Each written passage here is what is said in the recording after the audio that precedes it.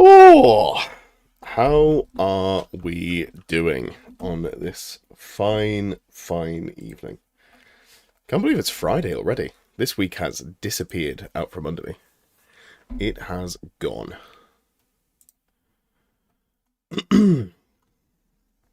Will doing well? Hi, Jacko.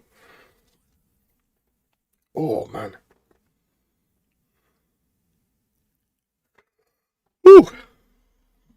Let me just fix this on this here. They've changed the back end of the studio for some reason. Who can say why? Who can say why? And just see if refreshing it fixes it. Nope. It's just worse than it was. Love that for me. Sure, that'll do. Whatever. Yeah. It's fixed my list time. Every time I take I don't do it for a week, it feels like absolutely ages since. So good to see that we're back with plenty of lists submitted. Having my usual problem, which is unfortunately too many people who want their list fixed compared to the amount of people that there are. Hey, Goldfire. Hope your day's gone well. YouTube's still messing around and showing the wrong names as opposed to the ones that I'd recognise. Thanks, Phil. Phil says like and subscribe. It's a slow start this Friday. If you're here and you haven't already, give a thumbs up to the stream, please, and also thank you. Helps get picked up by the algorithm, as they say. Or as I say. How's it going, Biggest Slice? Matthew's here, ready to hear a ramble? Yeah, that's what this time's for, isn't it? Nightly order, I'm guessing. I don't think there's any nightly orders, I'm afraid. There's some Renegade Crowns. It's the closest we get. Yeah, there's not a lot to do with Renegade, with Nightly Order at current, I would say, unfortunately. They are a sad state of affairs. Sad, sad, sad. This is my name now, you should know it. I, unfortunately, can't speak whichever language that is. Morning, JRC McMillan. Good morning from New Zealand. Good morning. I have a new appreciation for time zones. So I'm in the process of editing a WTC vlog. In fact, let me see if I can. Is there an easy way to bring this up on screen without messing anything up? Maybe. Let's just. That's broken. If I do that, then if I go there and I go. Have I still got it open? Just tweaking something in the background before I change my screen over. Oh, it really does not like that screen capture. Why doesn't it like that? Is that behind something else? If I go here, does that fix it? No. Huh. Apparently I can't stream my video editor. Bizarre. Aaron says, hello from Poland. Hello, Aaron. I hope your day's gone well. Let's just try one more screen capture, see if this works. Jay says, why are you taking a mono demons list to a tournament? Who would be doing such a thing? Not me, for sure. I was going to say you couldn't pay me to do it. I guess you theoretically could, but it would not be worth the money. Like, could not recommend. Could not recommend. Anyway, here we go. Let me, boom. Oh, my face has disappeared. Some of you will say that's an improvement. There we go. Here's the current editing. I got very busy with other things, but as you can see, there's a lot of audio clips, some background music, lots of video clips in here. Look at me. This is me doing a vlog. Growing up, I always wanted to. Oh, I think that one might need to go. I didn't realize that that was just someone's ass. All right, well, I'll fix that. Basically, this is where I've got to. This is the last bit of audio that I've got to, so we'll work from there. But yeah, we can go back to. There you go. Hey, Pash! I don't know if you saw my message, but Callum's trying to. He's turned the weens against us. He's turned the weens against us. He's trying to sow discord. Need them clicks. I don't know. I hope I don't fall to the clickbait. I hope I manage to resist it. It's very effective though. Biggest Slice says, how do we get our lists fixed? Good question. Great question, in fact. And I should talk about that at the start of the show more often. The way it works is on a Friday morning, I open up submissions on the Discord. The link to the Discord is in the description box. And you submit your list there. There's like a priority system in terms of trying to get people whose lists haven't been seen before, but also making my life easier by getting people to put the old world build JSON file in. If you want your list to be fixed, submit it in the first sort of 6 hours with a JSON file and you'll probably be good. There is a priority for people who are channel subscribers, but yeah, as long as you do the other two things, you don't need to pay me money to to get it in. And then yeah, I do the first 15 that follow the priority system basically. Liquid drum and bass. Hello all. I was listening to some drum and bass over the weekend. Matthew says Mono Demons of Khorne rule set to create a dwarf slayer post. Oh god, neither of those sound appealing. I think both of those sound terrible. But yeah, I wonder if demons would be better slayers than slayers. The T3, which is weird for dwarves, and they're a little bit fast. That's the thumb clip, I see. Let's get some tea and listen to a grown man on the internet talk about how to make an army for your toy soldiers. Yeah, it's... When I was traveling this weekend, because for context, I went to Germany, Melle, for the WTC Open with the Dutch Lions. I went as their coach. There is a video that I am in the process of editing that will be up this weekend. And yeah, there were multiple times that I told Uber drivers, because you make conversation. I told Uber drivers what I do, and they were in about as much disbelief as me. That I can. My job is to talk about Warhammer. It's pretty great. Pash says Callum's dead to you. That's fair. Oh, I've got a bone to pick with you actually, and I'm gonna go back and get the evidence. So I've been talking. I'm sure you didn't see this, and it's just a coincidence. I'm not actually flaming you, but I've been talking for a little while about doing a video at the start of the next year where I talk about how much it makes to be a Warhammer YouTuber, and I saw a thumbnail post pop up. I haven't watched the video. I haven't got round to it. Of you talking about how much you've made on your channel. First of all, how dare you, sir, for having the same idea as me? And second of all, it's excellent. It's such a good thing for people to know how much they can make doing, certain jobs or having side hobbies, so people can make informed decisions. Whatever you're doing, whatever you're making, I hope it's a good amount. I will get around to watching it now that I remembered. Callum's here for the to defend himself. I see how it is. Don't worry about it, Vesper. You can just shoot me a message. Given that you do modding on the Discord for me, I am more than happy to just look at lists with you. That's absolutely fine. So it won't be on this one, but shoot me a message with your list and we'll take a look at it when you get a chance to do the JSON. Pestigor and Joyce here. Good to see you. Thanks for the free promotion. I'll be sending you £1 million check soon. I can find out whether or not you'll be able to afford that, because I am interested in those sorts of videos. Over the years, I've watched multiple of the how much do I make on YouTube videos. I think it's a really interesting way to decide whether you are interested in doing this sort of thing as a job and jumping in head first.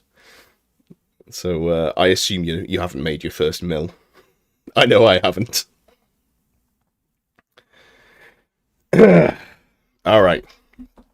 Mod favoritism. Yep, that's how it works.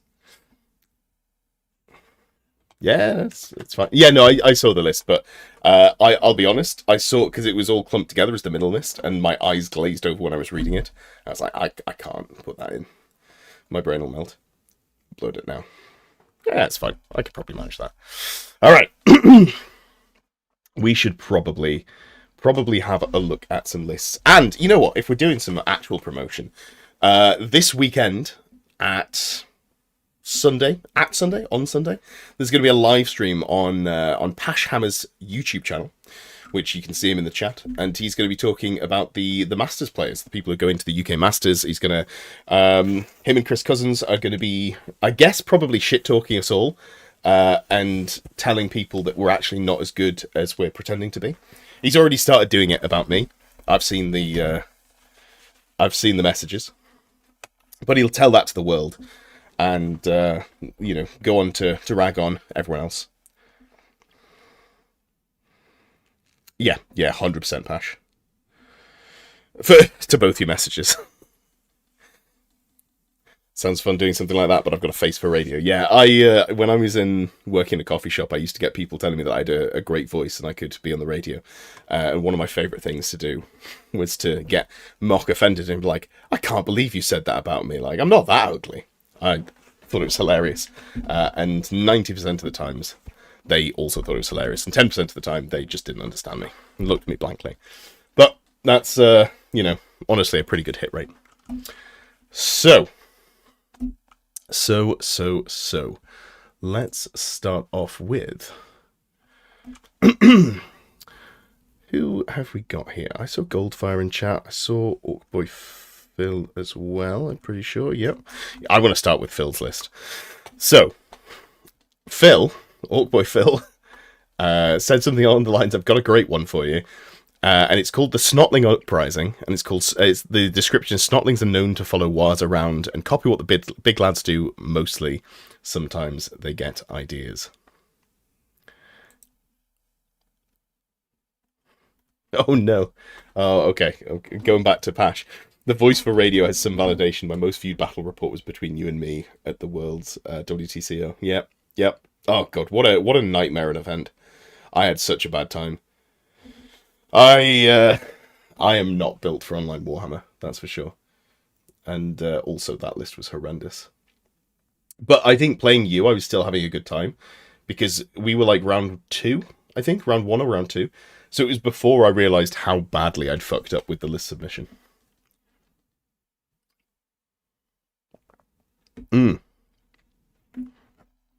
Alright, okay. Let's have a look at this list then. So, this is the Snotling Uprising.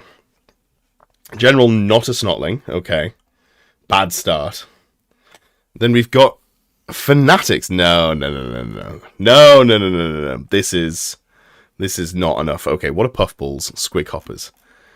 I don't know if this really follows the vibe of what we're going for. Tallboys, like, I feel like Night Goblins is too much of a meta choice to put in. And also Squig Hoppers, so what if we just went... What if we went just units of 8? Because Snotlings are pretty good. They're immune psychology, they are unbreakable. Got a lot of wounds, 7, right? I think it is. Or is it 5? No, 6. There we go, in the middle. 5 wounds. They've got throwing weapons, which, just to be clear, each base only gets to throw 1 weapon, unfortunately. It doesn't work the way that you think it should. But they are pretty hard to chew through, because they're unbreakable.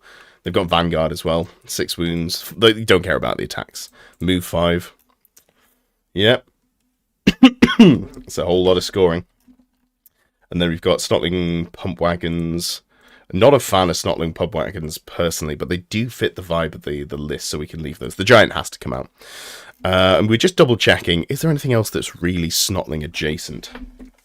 Kind of thinking no. And I also don't love the Night Goblin character.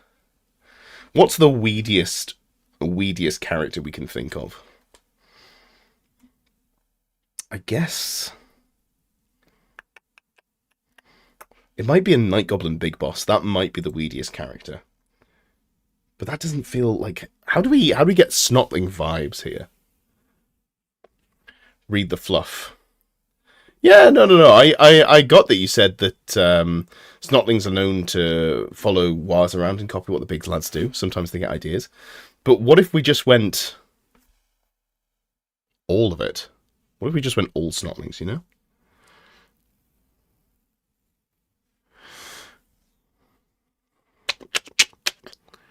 Hmm. Oh, we could go for a troll. Oh, no, you can't put troll hags in Grand Army. They have to be in rare. Full Snotling Center. Yeah, exactly. Matthew gets it. I mean, what's the most pathetic character we can put in here? Maybe it's a regular goblin character, like Goblin Big Boss. I feel like there's conversion potential for like a chariot, and you just have them like a goblin carried by a swarm of spiders.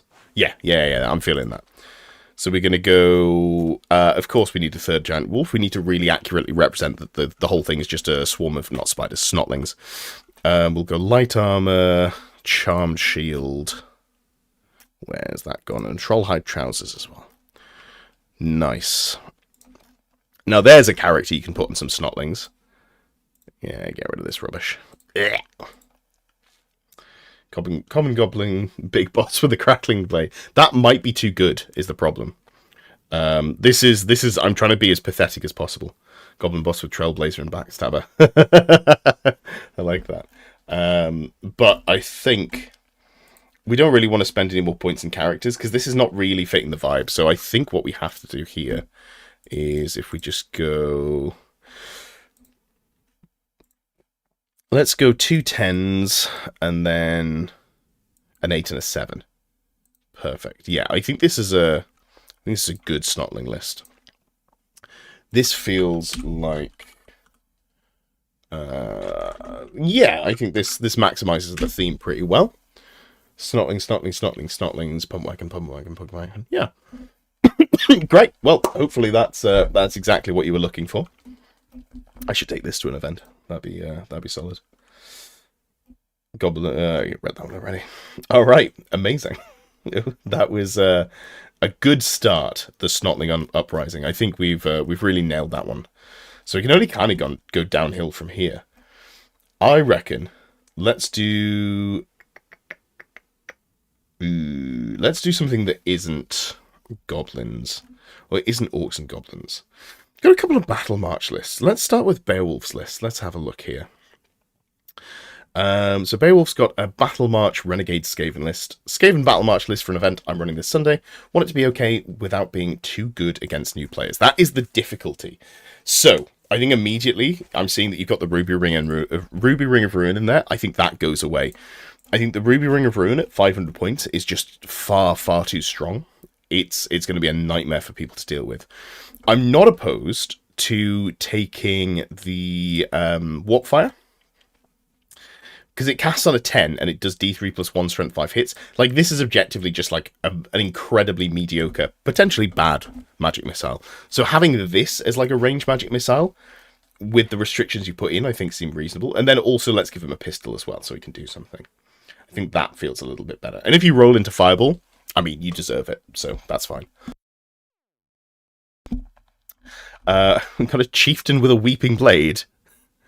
That is, what is a weeping blade when it's at home? Strength user AP -2. Okay, multiple wounds, D3 poison attacks. That's spicy. That is spicy. I wonder if that... So the context is this is Beowulf's running an event.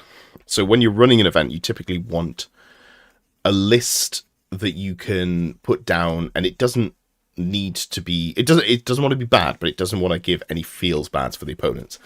With that in mind, I think the Weeping Blade maybe doesn't make it in, because you don't want to just kill their only character immediately. That kind of sucks for them. I think just going with something more generically useful, while making the list better, also makes the feels bad go away. Or you could even go something like that. Like, I'm not going to put this in the list because it's so bad that I really don't want to see it. But use new gun sword. Well, I mean, you don't really want to use a gun sword. You want to use a sword, I think. You had 5 Battle March games, 500 to 750 with Roar the Damned. The summoning didn't feel game breaking, but I don't roll well. I see. My experience playing against Ruby Ring of Ruin at 500 points has been pretty unpleasant when I was built. I was running a non-optimized list the Beastman list. Maybe the Chieftain just gets a halberd. Is that? When in doubt, great weapon. Yeah. Halberds are really good for Skaven, because Initiative 6 is just disgustingly good. So I think it might just be a halberd here. Then we've got 3 Giselles. Nice. 10 Night Runners, 10 Giant Rats, and 20 Clan Rats. Now,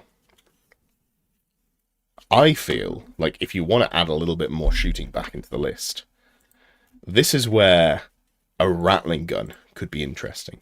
Because I think a lot of stuff in Battle March tends to be, from what I've seen, there seems a lot more skirmish. So this is going to be funny, and it could go very wrong in terms of, like, it could kill a lot of stuff. But it also has the potential to just go horrendously poorly, because it does use a misfire table. So I motion for Rattling Gun. Meteoric Armor on the Chieftain. I think that's reasonable.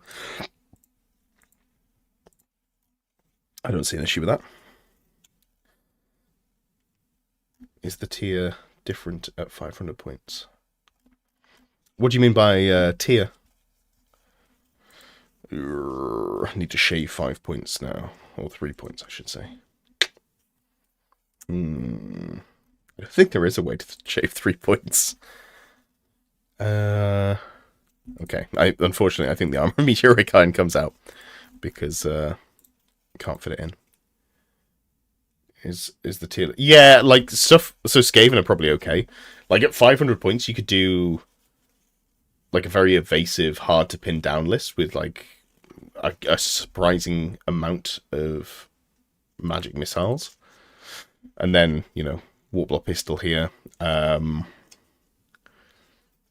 Wood Elves, I think, are pretty solid at 500 points. The Poison Wind Globadiers at 500 points, I think, should be pretty solid as well. Basically, any evasive shooting is very strong. The armies perform about the same. No, I think it would. Yeah, stuff like Undead performing worse because they get better the more force multipliers. You're welcome. I hope you're doing well. I do need to tweak this one a little bit, because we're still a little bit shy in points. Although you know what? I think slings overthrowing weapons, and that does sort our points issues. Yeah, I think this feels like a good list that you could throw at. I don't know how you do it, but typically what I find is that you have beginners are the ones who get the buy, so you've got to be really careful not to make it so that you absolutely stomp the people who are getting the buy because they're the lowest in the priority system, yada yada. Oh man, I got a hell of a cough. I don't know why. I think it's just dry air or something, or being on a flying metal tube with recycled air twice in a couple of days. Maybe that has something to do with it. I don't feel too bad. What was I looking for? I was gonna change something. Oh yeah, that was it. That was it. Would love to see a Battle March video at some point. Yeah, so speaking of creators stealing my ideas, and this is very much not someone stealing my ideas. This is more me stepping on Stu's toes if I was to do this, I guess. I was thinking about when the Westmarch book was done, out and released. I was like, oh, this would be a good opportunity to talk about the, using it as like a potential for an escalation league or something like that. And and then Stu put out a great video that did that. I was like, can't talk about that for a while because, he's gone and done it well. So there's no niche for that video. Sometimes you get that where people will come out with a video that you've been thinking about for a little while, and you're like, man, I should have pulled the trigger on that because I've missed my opportunity. That's my bad. Euro COVID. Yeah, I'll probably get stopped by the cops next time I go out smuggling it into the country. What about a chieftain with a cackling blade? I think it's the warlord that's the one that can take it. Warlords are capped at 1,000 points. So unless there's something that says that you can, I'll be honest, it's been a little while since I've looked at whatever the most recent version of 500 point rules are. I don't think you can take any 0 to 1 per 1,000. It's fine having 2 videos on the same subject if you have different takes angles. 100%. I don't think I did. I think he just covered it really well. So I want to talk about escalation leagues at the beginning of next year, because I'm going to run one. I've vaguely mentioned it a couple of times. I'm going to do like a hobby thing. I should probably make some announcements on the Discord. Maybe that's a job for the beginning of next week. Yeah, I'm going to do an escalation league, ideally through the Discord. I just need to make sure that it works. Man, time is slipping away from me. Can't believe it's almost 2027. 7? 6? What year are you in? 2027. 6. Oh, God. Time for me to have an early night, I think. I was meant to be going to an event this weekend, and I'm a bit burnt out, so I've decided not to go. I'm just gonna recoup and then attack next week with renewed enthusiasm, because I obviously need it. But yeah, okay. So that looks like a solid 500 point list that won't make people sad when they have to play against it. However, I see Wooter in the chat. I can go through your list now. It's almost 2027. We just watched you sleep on stream for a year. Damn, I needed it. I slept through a coaching session earlier in the week because I was so tired and just, like, I guess run down. I felt very, very guilty about that. Fortunately, the person whose session I slept through, was a 1-hour session, was completely unbothered, and we rescheduled to like 20 minutes after I woke up, but I still feel a little bit bad about that. Masper in an escalation campaign, 1250, 1500, 2000, highly recommend having a blast. Nice! I think escalation is just a great way to get more people involved in the hobby, which is big. Attack next week with Demonic Figure. Jay, I feel like you're trying to, like, psyop me into doing something I don't wish to do. You're trying to, what's the word I'm looking for? God, I really am tired. You're trying to influence me. Yeah. No, you're right. It does catch up with you, and I've definitely overdone some bits and pieces. No, I've never fallen asleep during a session. I did so back in uni. I did once fall asleep in a lecture, and came to with the entire room looking at me, including the lecturer, which was very embarrassing. I was in like the front or second front row, in a bid to not fall asleep, because I was like, if I'm near the front, I'll have to stay awake. Yeah, no, I'll be fine. I'm just having a short break, and then I'm gonna have a week off at Christmas. But I want to pre-record a couple of bits and pieces if possible. So yeah, the week sort of where I travel to see family, I won't be streaming, but I will have, 1 or 2 videos going out, which should cover me until the new year. Okay, right. Let's move on. So, Wooter's list? I don't know why I want to pronounce that as Wouter. So, it's a list for a tournament, currently very tight on models. Working on the last gore, and we'll have to paint up some extra Ungor to make this. Model-wise, I could paint up some more Gore or Tuskar Chariots, but probably not too much. So realistically, it'll mostly have to be tuning magic items. Alright. 2,400 points of Beastmen. So, we've got a big brick of Gore, we've got a Primal Warhead because we have to. Chariot, Ungor, Warhounds, Herdstone, Dragon Ogres, Harpies. Okay, at its core, this looks solid. There is a Herdstone, yeah. Okay, cool. Let's go through and look at everything then. I've been looking at all of Beastmen recently. Okay, cool. So this is just just across the board, this is a good Beast Lord. Slugskin, Gnarled Hide, Full Plate Chaos Armor, and the Black Maul are great pickups there. It comes with Initiative 5, right? Maybe we slip the Uncanny Sentence in, but probably don't need it. We'll come back to that one. Beast Lord build is good. Wargore has got the Banner of the Swirling Winds, which is the -1 to be shot, and then On Foot Charm Shield. Are we not comboing that with the Chaos Mutation? The, what's it called? Pelton Midnight? I feel like we could combo that with Pelton Midnight, right? Hand weapon, heavy armor, charm shield. Yeah, keeping it cheap, keeping it budget. This feels like a solid pickup there. I wouldn't mind the -1 to hit.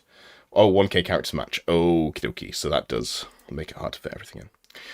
Hag Tree Fetish, Scourge of the Burdened, Power Scroll, Elementalism. So reserve move, Hag Tree Fetish, Power Scroll, Elementalism on foot. So this is going to go with the Ungor, I'm assuming. If you can teleport and reserve move with that, like if you get Travel Mystical Pathways off, that's pretty neat.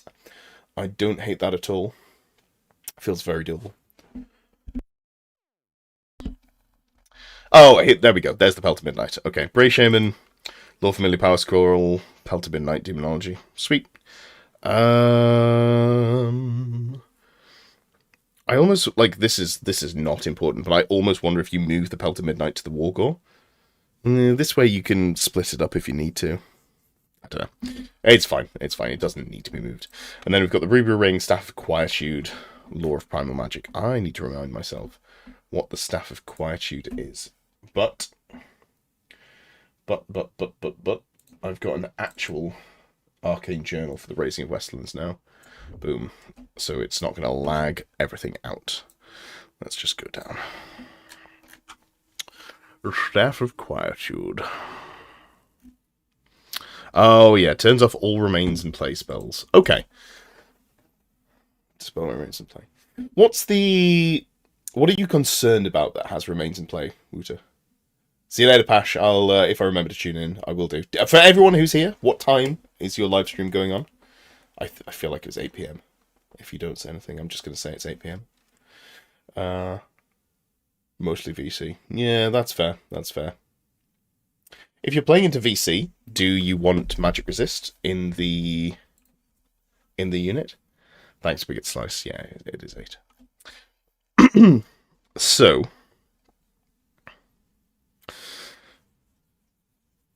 okay. So you've got Dispel Remains in play, but you haven't got Magic Resist.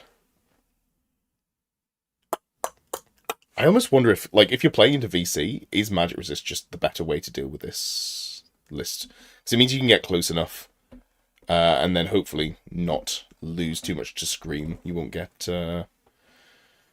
triple debuffed. Obsidian Stone with Pelt on the BSB for MR2. Oh, have you got an Obsidian Lodestone? Ah, yes, I see. Okay, MR1. Oh, okay. I don't hate MR1. I think it's okay. Teaches me for not scrolling down. Have to give up other items. Yeah, that's the problem. That's the problem. I'm not sure I'm in love with the Staff of Quietude. I don't hate it, but I'm not sure that I love it. I do like the Lore of Primal Magic pickup here, giving you Primordial Gloom for the anti-fanatic tech. It feels pretty solid there, pretty complete.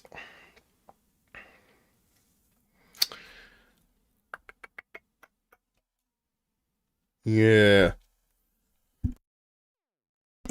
No Razor Gore as well. I've just twigged. I'd be giving these the Warhound's Vanguard. Just lets you do more shenanigans with them in marching column. Where you can take a single 0 to Expo 1000 option even at 500 points in battle march. Ah, that's good to know. Good to know. Thought about the anti-flying item would be better, but base leadership is horrible on beasts. Yeah. Yeah. I feel like I was talking to someone about that today actually, and they were saying they feel like it makes the game too homogenous. I was like, well, it doesn't actually get used. But it's there in case like Pegasus Knights become the #1 meta threat, which I think is nice. Hey, you told me. Oh, you don't have your Razor Gore yet. Okay, that makes sense, because it does. There is a big Razor Gore hole in this list. Okay, so 2 units of free Ambush Ungor, a normal unit of regular Ungor there. Yep. I mean, right now we're just dropping 1 Gore to make sure the points make sense. I think it's fine. I think what you have makes sense. So all I've done is put Vanguard on, and that's what I'm going to link now. But then I'm going to just very quickly mess around with... So, if you were to drop the Staff of Quietude, Then you could go Wargore, give this the aforementioned Pelt of the Dark Young. At which point you're only 5 points over, so that does work. And you haven't really lost anything, and you've got 20 points here, because this is not necessary. And I do like not having the magic resist on the unit champion, if possible, because then when it dies to a challenge, you've still got the MR for Spectral Doppelganger, or for, like, subsequent turns when you're out in the open. It's not the end of the world, but, like, I do prefer it if possible. I don't think there's anything here that's super spicy. Yeah, I guess it's just 2 more gore, something like that. Takes us back up to the full points. Play Staff of Quietude with the Spellery Axe. So Spellery Axe is really nice on... Oh, you're saying put it on the Brave Shaman. Huh. Yeah, you could do that. This gets the Wargore to a slightly better armor save against shooting, so it has a slight chance against cannonballs. But I guess that's completely unimportant, right? That really just doesn't matter at all. Is there anything that we can spend those extra 5 points on?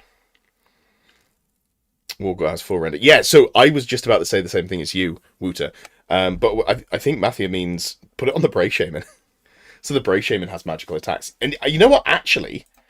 I actually think I really like that, because if you're worried about undead, being able to kill the Banshee that's charged you in the flank is actually not awful.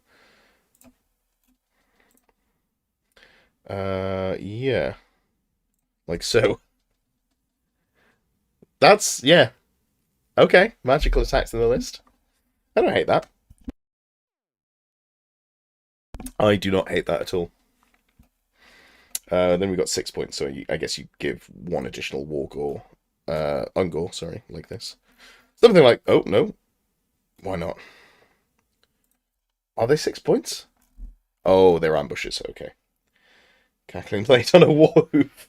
I feel like I'm going to see the same comment from you repeatedly, which is going to be Cackling Blade on a insert unit here. However, so we're not putting it in this list. However, I mean, kind of slaps a little bit. You can go Heavy Armor, Charmed Shield, Cackling Blade, Couch Tusks, and Null Tired. Oh, wait, hold on. Can I, or is it infantry only? Nope, okay. Yeah. Could also give it Muscular Monstrosity. Strength 5 already. That seems unnecessary. Cackling Blade strength +1, right? Yeah. I mean, the fact that it could just be drunk makes me want to not do it, but you might be cooking something there. That's an interesting build for sure. Interesting build for sure. But yeah, so either version of those, Wooter, I think are fine. I think I would lean towards the magic resist in the unit as opposed to not, but many options. Cheap as fuck Goblin War Boss is actually good in combination with Fanatics and other nonsense. It's probably okay on other stuff. I really like it on anyone who can stack AP. So Beastmen do have that option. But Wood Elves, I think, are an interesting one where it could potentially go on like a solo captain on a stag or something like that. But then you're giving up the +1 toughness, so maybe not. Maybe not. Alright, cool. I did see Goldfire in the chat earlier. I'm not sure if they're still here. But Goldfire's Nomadic War.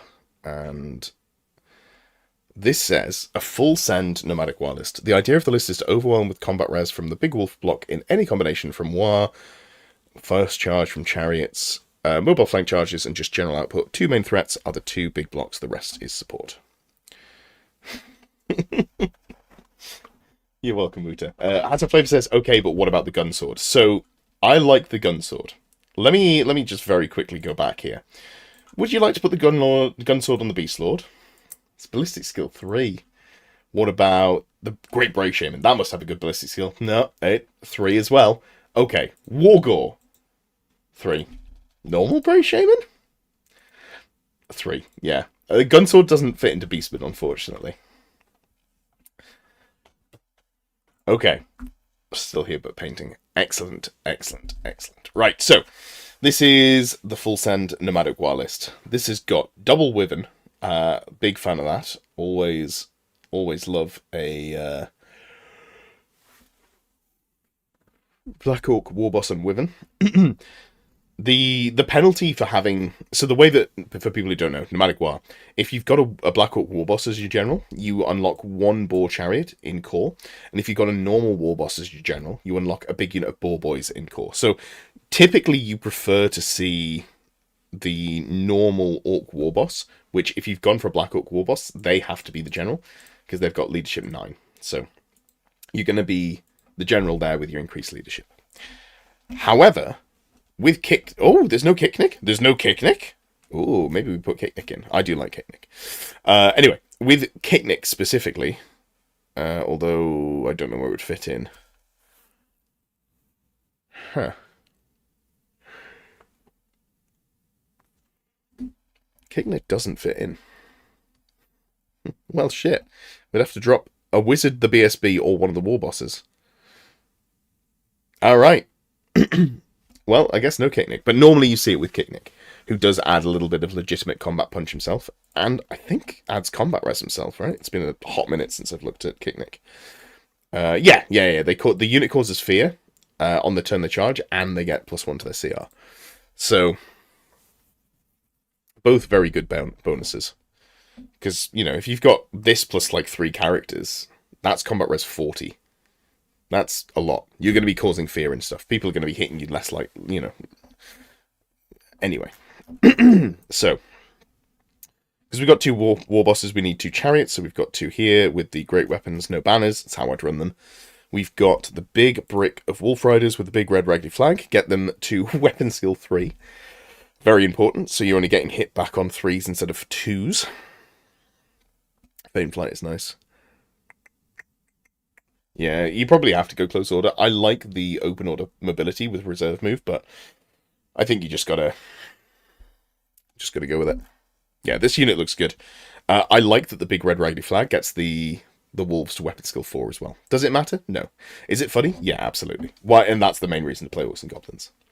Goblin or wolf with the cackling blade. Ooh, it doesn't fit into this list because so many points are tied up in wyverns, but I like your thinking. 2 wolf rider mobs with ambushes, short bows, musicians. I'd like to see unit champions in here as well because they've got better leadership, right? Yeah, +1 leadership. So I'm going to find a way to squeeze 14 points in, and that just might be dropping. Oh god, no, that's 13 points. It's very disappointing. Okay, we'll find a way. We'll find a way. Odd Knob level 3, Giant Wolf, Glowy Green Amulet. This is pretty solid. I'd like to give it the Amulet of Gork? No, Idol of Gork. Getting the extra range for Itchy Nuisance and reroll the casting roll is really, really nice for Itchy Nuisance specifically. But it's not the end of the world. I also wouldn't mind level 4. We're really capped on points here. Big Boss, BSB War Banner, Cav Spear, Light Armor Shield, Death Thinking Orc's Hat. Yeah, okay. So here I'm going to put a Charmed Shield on because your BSB is giving you so much. And that once per 5 ward save might just save your life. If it gets sniped, you're losing your impetuous protection and you're losing +2 combat res as well. +3 combat res because oh no, you haven't got wow, that's on the orcs only. Okay, so we're 17 points over. Now we're in Boar Boy territory. So dropping one of these is probably right. God, it's a tickly cough. I'm after. Ooh, I've got some Lemsips here. I'm have to have a Lemsip later. Okay. Shields, Biggins, Heavy Army, Cav Spears, Banner of Butchery. I like that this unit is still just played. I'm pretty sure, like, the 5th video on this channel or whatever it is, when I talk about Boar Boys, this is like the build that I settle on. And I'm not in any way, to be clear, claiming that I'm the only person to have come up with this idea, or that's why everyone uses it. It's just like, in my eyes, obviously the most efficient choice. I want to go back and see when that video came out. It was pretty early on the channel.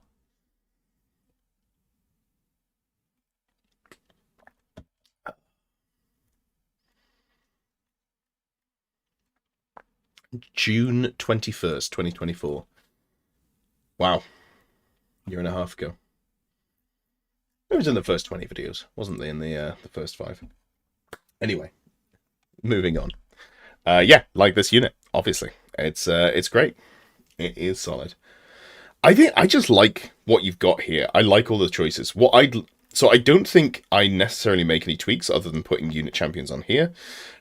I would like to see Kicknick in the list, but because you've got the double war boss build, it's not going to fit. Like, you could downgrade these war bosses to regular war bosses. So how many points does that save us?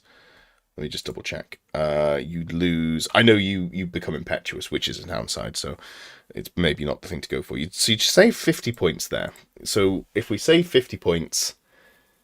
Is there anything else we can really cut to get close? 60 points. Okay, so even downgrading them, we can't get in with Kicknick. Just becomes a choice of, do we want the double Wyvern?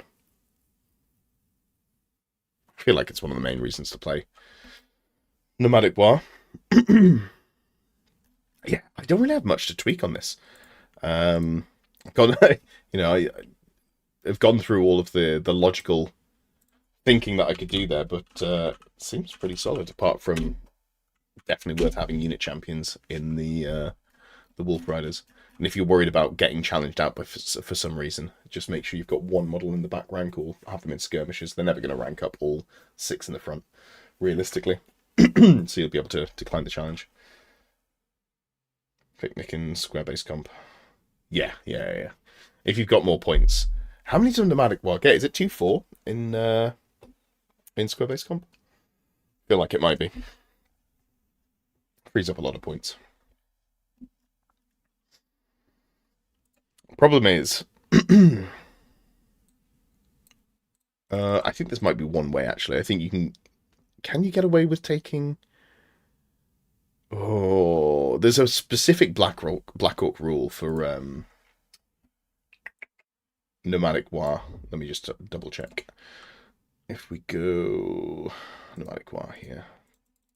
Nope, PDF doesn't really clicked. Sure.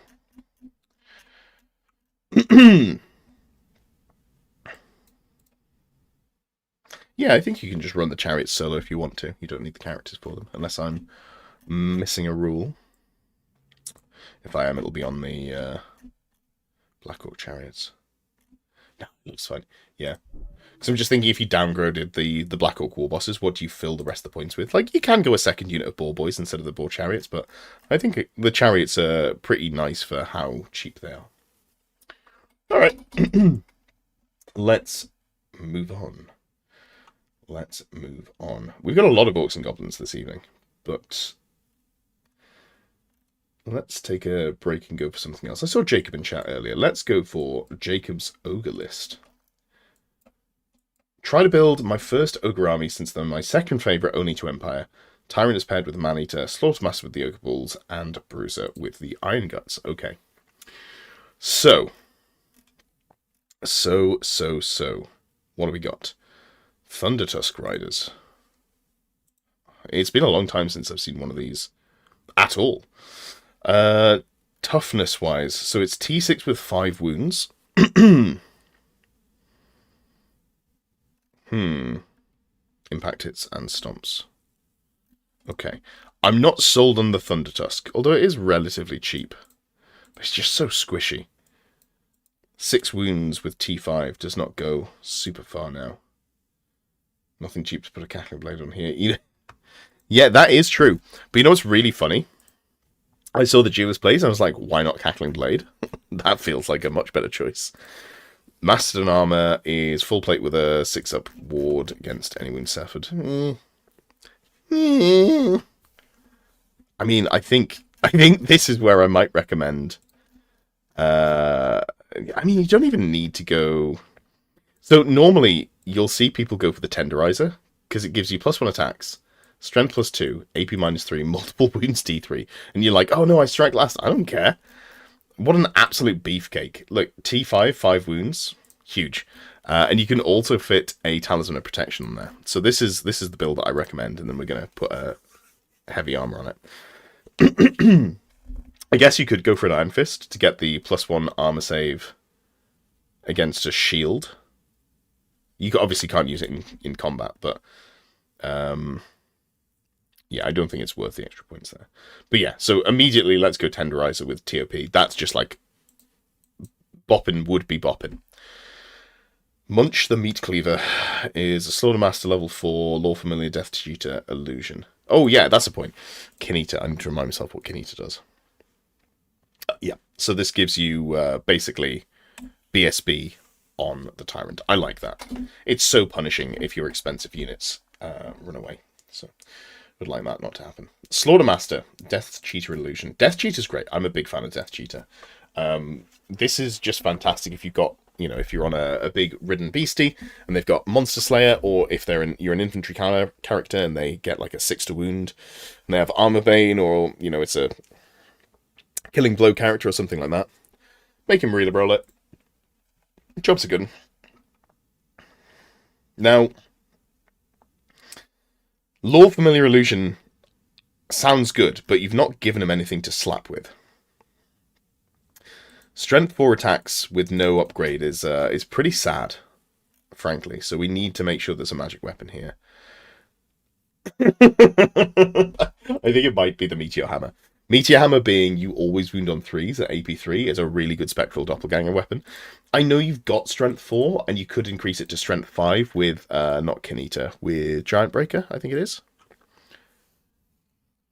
Yeah, +1 Strength. But they can't refuse a challenge, and they can't flee. So that, I think, is actually pretty punishing. Law Familiar Meteor Hammer is pretty good. Can you give them the... no, I was going to say, can you give them the Grut Sickle, but where A, it's too expensive, and B, it's not extremely common. So these two are going to hit way harder. And then we've got Grunt the Bruiser. Okay. You've given him... Okay. So this guy's a little bit confused. He's got a Killing Blow weapon. And then he's got Beast Killer, which lets him reroll a single wound roll against a model with a large target special roll. So Killing Blow is never going to work on those.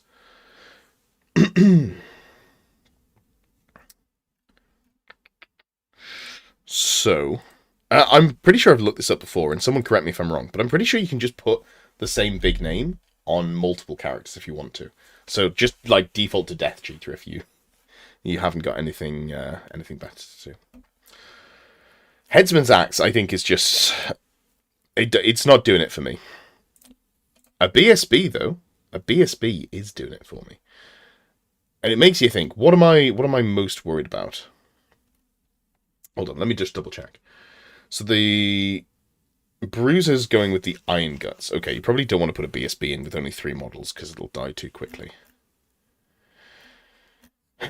This feels like an old school ogre list, and I don't know that ogres work in the old school way. I'm gonna work on it given the models that you've given here, but typically what you'll see for ogres is like 2 of the cannons, the Iron Blasters, and then 1 Death Star of Iron Guts with all of your characters in.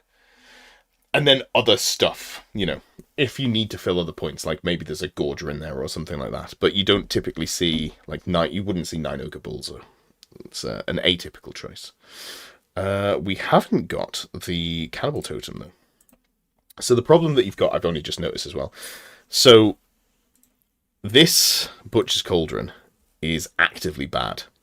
You got to take a leadership test. You've got to use your own leadership test. So immediately your leadership 8, that's failing like a third of the time. You also can't do it in combat, which is when you need the regen. Is there any point at the BSB if you can take a Fistful of Laurels on any important unit? So you're having to spend for the Fistful of Laurels if you're doing it that way, but also you can just go BSB plus War Banner for +2 combat res, which, given you don't have rank bonuses, some static combat res is pretty nice. I think Nobbler bricks are cheap disposable objective grabs if those are available. Yeah, Nobblers are pretty solid. So I will take out these lead belchers. I would say lead belchers, I don't think do anything. Man-eaters are also exceptionally expensive, but I do have a soft spot for them. So before we tweak anything else, let me just look here. So you've got Man-eater Captain with Burning Blade. You've got... You can only pick 2 of the options here. You've gone... you've gone all in.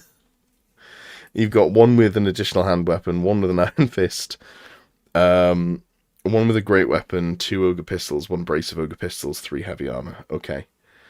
Let's drop the additional hand weapon and give a second iron fist, I think. That makes more sense, right? Then we've got... We've got 4 up armor saves across the board, because you've got the heavy armor. No, 4 up armor saves. Iron fist plus heavy armor. Yeah, 4 up armor save. And then you've got the ogre pistol, brace of ogre pistols, great weapon. Didn't know you can only pick 1. No, you can pick 2 here. So, this is an expensive unit, and also, let's drop the Burning Blade. I understand that it's to stop you from getting tagged by anything beefy, but then you don't get to use anything else here. And I really would recommend putting the great weapon on the character that's got the most attacks, because that's where you're going to get the most value. The bang for your buck. You get 5 attacks with the great weapon. It's pretty solid. If you're stuck with a hand weapon with no AP, you're pretty darn sad. Okay. So I guess we're going poison attack stubborn. I don't want to be immune to psychology, so I can't, because then I can't have a run. I don't want a vanguard, because I can't vanguard and charge. Although I guess you've got the ogre pistols. Like we could get rid of poison attacks aren't as good as they used to be. We could go 3 braces of ogre pistols like this. Like, this is a very pricey unit, but it's a fun unit, and I feel like you should be able to have at least 1 fun unit in every list. So like that'll do it.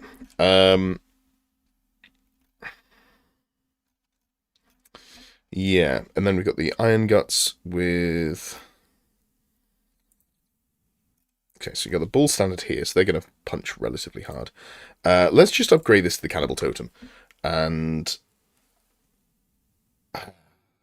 I mean, you've got the... I think the Butcher's Cauldron is a fundamentally flawed way of putting regen into the list. But it does keep them a little bit safe against shooting. So if you're going to go with that, you can double up. At which point, let's go for the Cannibal Totem here on the Iron Guts or something like that. And then... let's go bulk these up a little bit. So like something like this would be how I would fix this version of the list. But I think if you wanted to just make it as good as possible, it would be Illusion Slaughtermaster, Tyrant, BSB Bruiser, all in 1 unit of Iron Guts. Probably 2 units of Trappers is very cheap scoring. A cheap unit of Bulls if you're not playing Renegades. If you are playing Renegades, you can probably just not bother because you don't have to take them. You wouldn't take Man-Eaters. You wouldn't take any of these 3 here. You'd take like double Iron Blasters. You might take a unit of Mournfang Cavalry. They're pretty okay. They hit really hard, and they're a good place to put the Cannibal Totem if you wanted to. Or the Bull Standard. Both of those are pretty darned good. But yeah, I think this is, given the version that you've put in, I think this is a reasonably optimized version of it. Okie dokie. What have we got next? We can remove the Gorger if there's a better alternative. So I think what I'd say is this feels very much like a club list. I don't like, if I take the Gorger out, that's fine, but it's not, the Gorge is not necessarily the problem. Like the Thunder Tusk Rider's not really doing anything, in my opinion. It's kind of like a more efficient giant, but giants aren't very good. So it's a very undertuned unit in terms of the things in the meta that will be able to deal with it. But that depends on the level that you're playing at. So if you're playing sort of club level Warhammer, and people aren't bringing Balloon, Triple Cannon, Ring of Jet, Cathay, you don't necessarily need to go for the tunediest of tuned lists, and you can play the things that you want to play. Which is why I've, done this version of it, but then also told you specifically what I would do if you wanted to make it more competitive. Yeah. Okay, let's go for another Orcs and Goblins list. We got Hobby Prince, who was in first. Oh, in that case, Flatwood Sedge, we'll go for you because you've just shouted up. Good timing. Um, let's have a look. So Flatwood Sedge, and you put some context that was too long to be copied and pasted into my notes. That is not a slight. I've just realised how that sounds. Okay, so you've got a list here, Warriors of Chaos, and these are things that I have pretty much built, which has taken 18 months because I overcomplicate things and I'm fussy and slow. No Nurgle, please, it makes me queasy. Keep back and forthing on the Demon Prince, because the level 4 spell familiar probably gets me the spells I want and creates room for a magic resist to collar, but the dependent ability of the Grimoire is just really reassuring and hard to move away from. True. Forsaken, you can reduce to 6 or increase to 12. 12 seems a lot, even if using them in terms of modelling, using Venom Throat Tentacles. Okay. Your life is way, way easier if that unit's a single rank. Yeah, okay, fair. The number 7, though, feels unstable, which makes me sad. Would definitely not be able to mentally cope with 2 units of different sizes. Okay. Main questions. So you've got 400 points left. Concerned about not having the puppet. That's fine. That's not something that's an issue anymore. Like a block of 15 ambushing marauders for scoring. And you do have 8 skirmishing foot marauders with flails mostly built. Love them with Mark of Khorne for all such shenanigans, but weak without frenzy. Okay. Interesting. There's a lot in there. So. Okay, so I see. So you've got 6 Chaos Knights and 6... four Chaos Knights and 6 Chosen, which is why there's 6 in there. Exalted Champion with Crackling Blade. Oh, he's at it again. That's right. So, Dragon Ogres, good. These Chaos Knights are immune to Stomps. Marcus Sinesh. I don't... Like, outside of thematically, I don't think you need Marcus Sinesh. Like, I feel like Undivided is fine, and it saves you 2 points per model. But if you want them to be themed, that's not a problem. Forsaken would be better as Khorne. I know Slanesh is faster, but Khorne does actually hit relatively hard. So I'm just going to swap that one over, unless you shout up in chat and tell me not to do so. 2 units of Warhounds with Vanguard. Very good. Then you've got... Okay, so we've got the Sorcerer Lord, which is level 3 on a steed, dark magic, lore familiar, favour of the gods. What's the job of this character? Quite like the theme and the flex initiative on the counter charge. Alright. It's not the end of the world to have them on there, so I'll leave it as so. So yeah, what's the job of the Sorcerer Lord? What is the role that it's trying to do?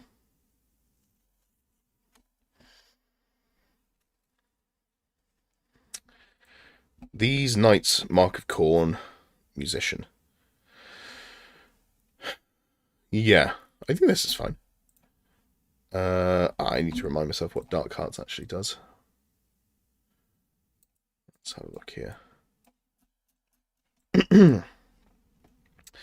Dark Hearts is the -1 leadership for the break test. Okay, sure, I don't mind that. Sorcerer's Lord job is trying to buff and nerf. Battle Lost and Forsaken or Chosen, but they keep getting themselves killed, lurking at the front. Yeah. I'm not sold on the Sorcerer Lord as it stands. Battle Lust is a very short-range spell. Dark Heart looked like a cheap nudge to keeping a single round of combat. Yeah, like I don't hate it. I think it's fine. It needs testing around with. Maybe it'll feel really good. Maybe it won't. But it's worth playing around with.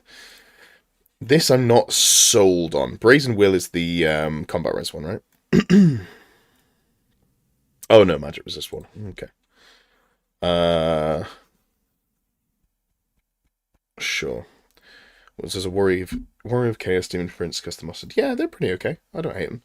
So this build, you've gone for Demonology, level 3, Enchanting Aura for the Strikes Last. You've got Biting Blade, Armor of Meteoric Iron, and the Grimoire. I mean, Grimoire's pretty good. It will stop you from knowing a signature spell. So you wouldn't be able to get the Slanesh signature spell. But I'm pretty sure it's terrible. Let me just double check. It's been a while since I've read this one. Acquiescence. Yeah. That's not necessary. You've got Strikes Last already. Okay, cool. I think the Grimoire just makes sense, honestly. That feels pretty okay here. It's super tanky. It's going to hit moderately hard. It's a support piece. I think Forsaken have definitely fallen out of vogue, but 8 of them is not the end of the world. You have no scoring units, which is what we'd call in the business a large problem. I feel like the easiest way to fix that is just with Marauders. What do I think about Fleshy Abundance? +1 toughness is good. It is solid. They're not heavy infantry, are they? No, just regular infantry. Forsaken just have so many built. Yeah. You like the new Marauder Sculptor bunch? Yeah, I'm thinking Marauders go in, for sure. I really like Unnatural Fortitude for the +1 toughness, I'm pretty sure. Yeah, there we go. T4 with light armor and shields at 9 points a model just feels pretty okay. Like, they're pretty cheap for what we get there. You do have to buy Skirmish, Open Order, or Close Order to start off with, which is a shame, though.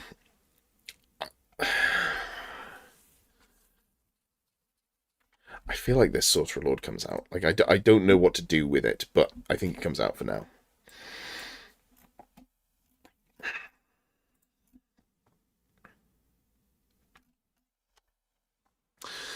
I think if you're going for a scoring unit, you want him to be larger. So like 24 with full command. And maybe even like War Banner. Does that feel right? 6x4, 5x5, 26, 25. Yeah. Like this. This feels okay. And then we're not bothering with any of the cults because they're once per game buffs. Yeah, that actually holds an objective pretty well. That's hard to crack. It needs to be some reasonable effort put into it.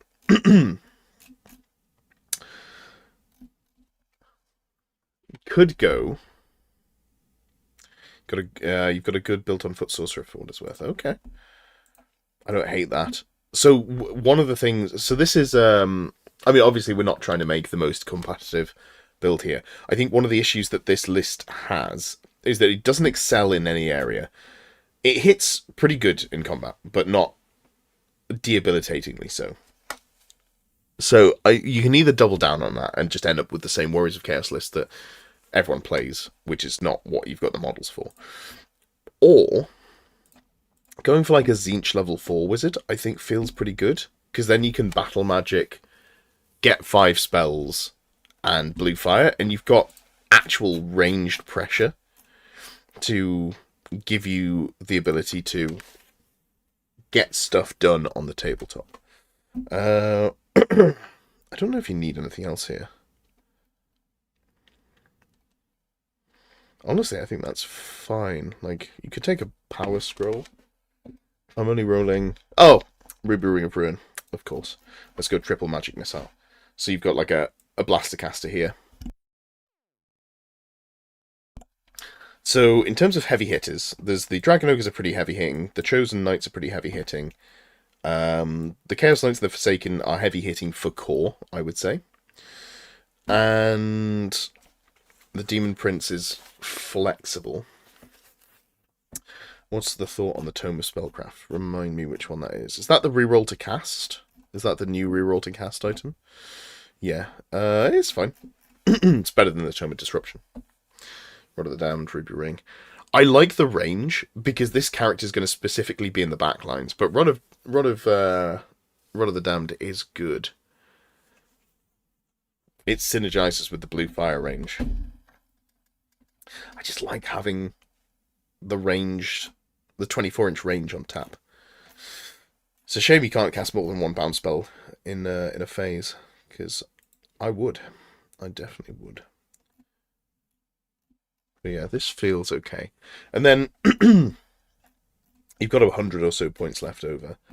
Like this could be where that unit you mentioned about being able to ambush, and either using it as a flex unit or scoring your secondary objective. Maybe Horseman actually feels solid here. Skirmishers, ambush, Cav Spears for free, like this. 7 Marauder Horsemen. I feel like that gives you a lot more mission play. Fire Ward is annoying. I can't remember the last time I ever came up against that, to be honest.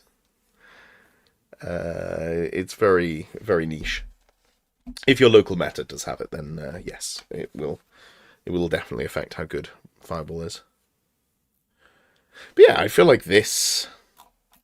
I think this does what you want it to do better. A big brick of Chaos Marauders to hold the main objective. Secondary holding / contesting unit that can also ambush for like baggage trains or just being a nuisance. 8 Forsaken to chop things up. 4 Chaos Knights to chop things up. 2 units of Vanguard Warhounds to be annoying. Chosen Knights to chop things up and also win countercharges. Dragon Ogres with great weapons are good. Demon Prince for general shenanigans, catching and slapping, and then the Sorcerer Lord for casting spells, something like that. Double model wise with the new box, which is nice after so much cast about. Yeah, so when you said it took you a long time to get this done, I specifically didn't change things up too much. What I will say as well is I assume if there's any more big meta shakeups, of which at the current speed of completion there might be 2 before you get this army painted on the tabletop, the things that we've added feel like they're going to be just pretty evergreen. Marauder and Marauder Horsemen are probably going to have a place on the tabletop.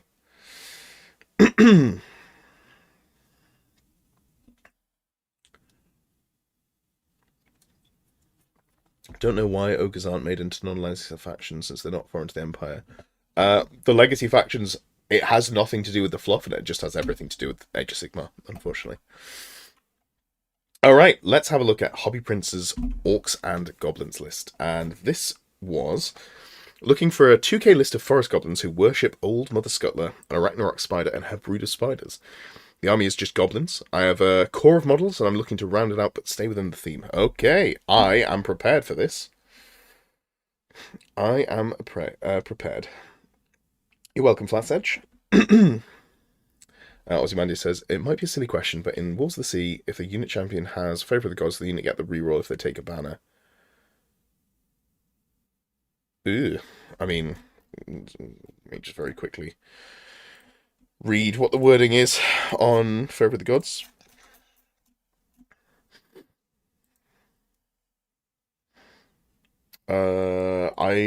So Gaze of the Gods table, I'd assume so, because I think if you take a banner, it just says you roll on the table, right? Let's just double check here.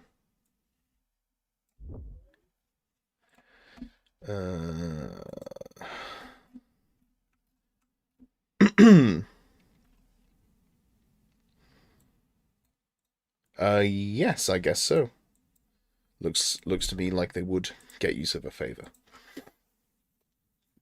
What about a war boss with a crackling blade? Now, this is possibly a place for a crackling blade. Let's have a look.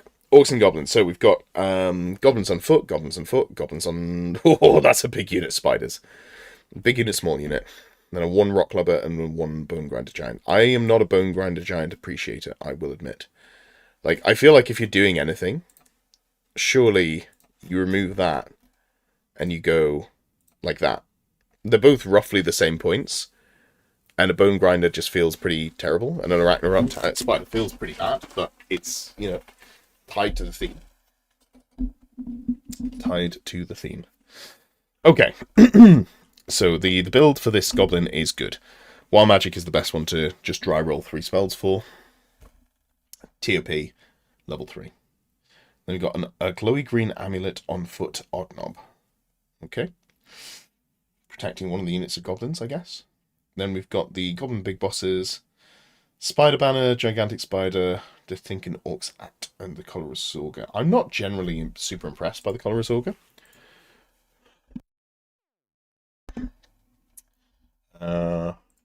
Like, I feel like the -1 to hit that this model gets, you're still just going to lose to a dragon, right? You added it because you printed an FTM giant, you look cool, and thought he would be a friend for the spider. You know what? That's super fair. Let me just change that back for you. That's a pretty good justification. Okie dokie. War boss. One hit wonder. Okay. Okay. So, I think, with the limitations we've got here, I wouldn't bother with the Rock Lobber unless you specifically really want it. You kind of want to go big on artillery, which would be, double Doom Diver minimum, and maybe Doom Divers and Rock Lobbers if you want to go down that route. But I would not recommend just like a single piece of artillery. I don't think it's going to do much for you. Then, I would say, this is fine. This, I'm not sure what this is doing. It doesn't feel like it has a purpose. This is fine, giving the whole unit +1 to their poison. And then the war boss. Yeah, I'm not sold. So in terms of the infantry, okay, 30 here. I wouldn't bother paying for the spears. You just won't end up using them because fighting +1 rank is less good because you're only initiative, what, 3, right? 2. Okay, you're initiative 2. So even with the +1 initiative from thrusting spears, you're never fighting first. Whereas with hand weapon shields, you're getting up to a 4-up armor save instead of a 3-up armor save. So this is just a better all-round choice, and it does save you some points as well. I don't mind this unit. Something's got to stand on objectives. These 20, I think as well. Again, not bad. Just like a secondary scoring unit. That's fine. Here, this feels like I'd probably go a little bit bigger here. Like 7 here or something. Fast cav like musicians, because you might find that you need to march and their leadership is terrible. Or rally. This is the sort of unit that runs away a lot, so giving them a musician that's good. And then we've got... You never got away with fluff choices you've changed. I can't look at a forest goblin list and be like, here's how to make it competitive.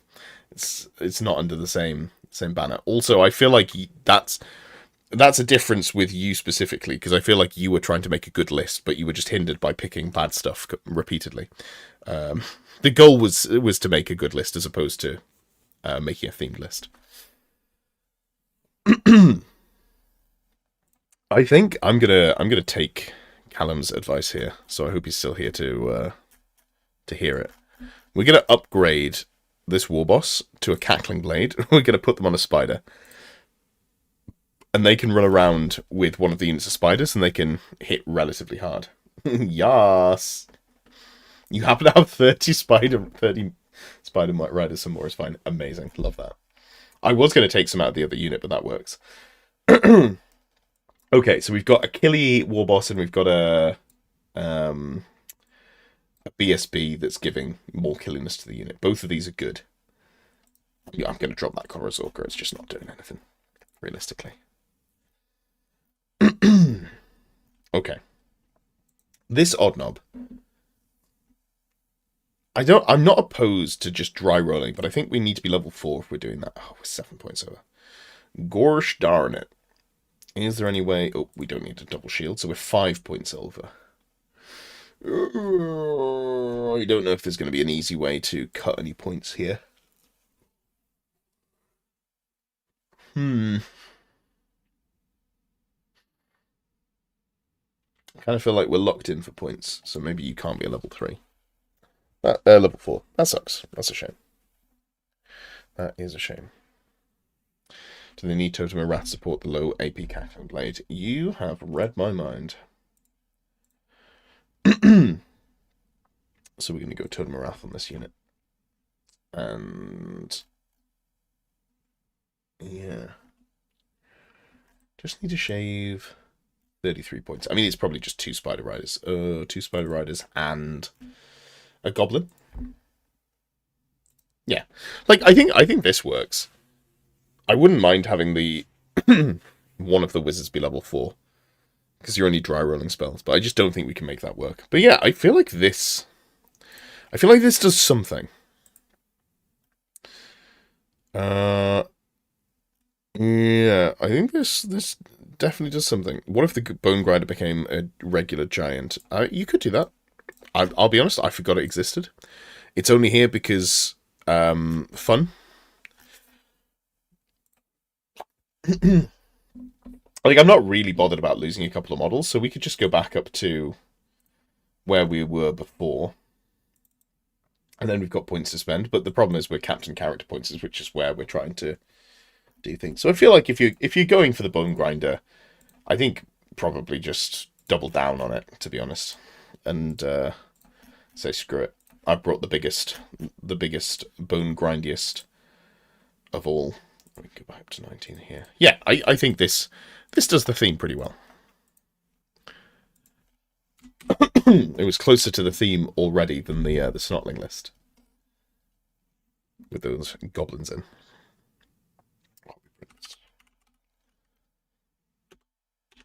Oops.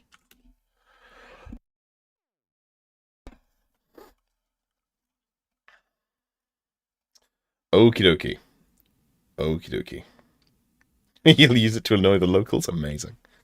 You can, when they inevitably lose to it, you can look at them smugly and say, well, I did have it fixed.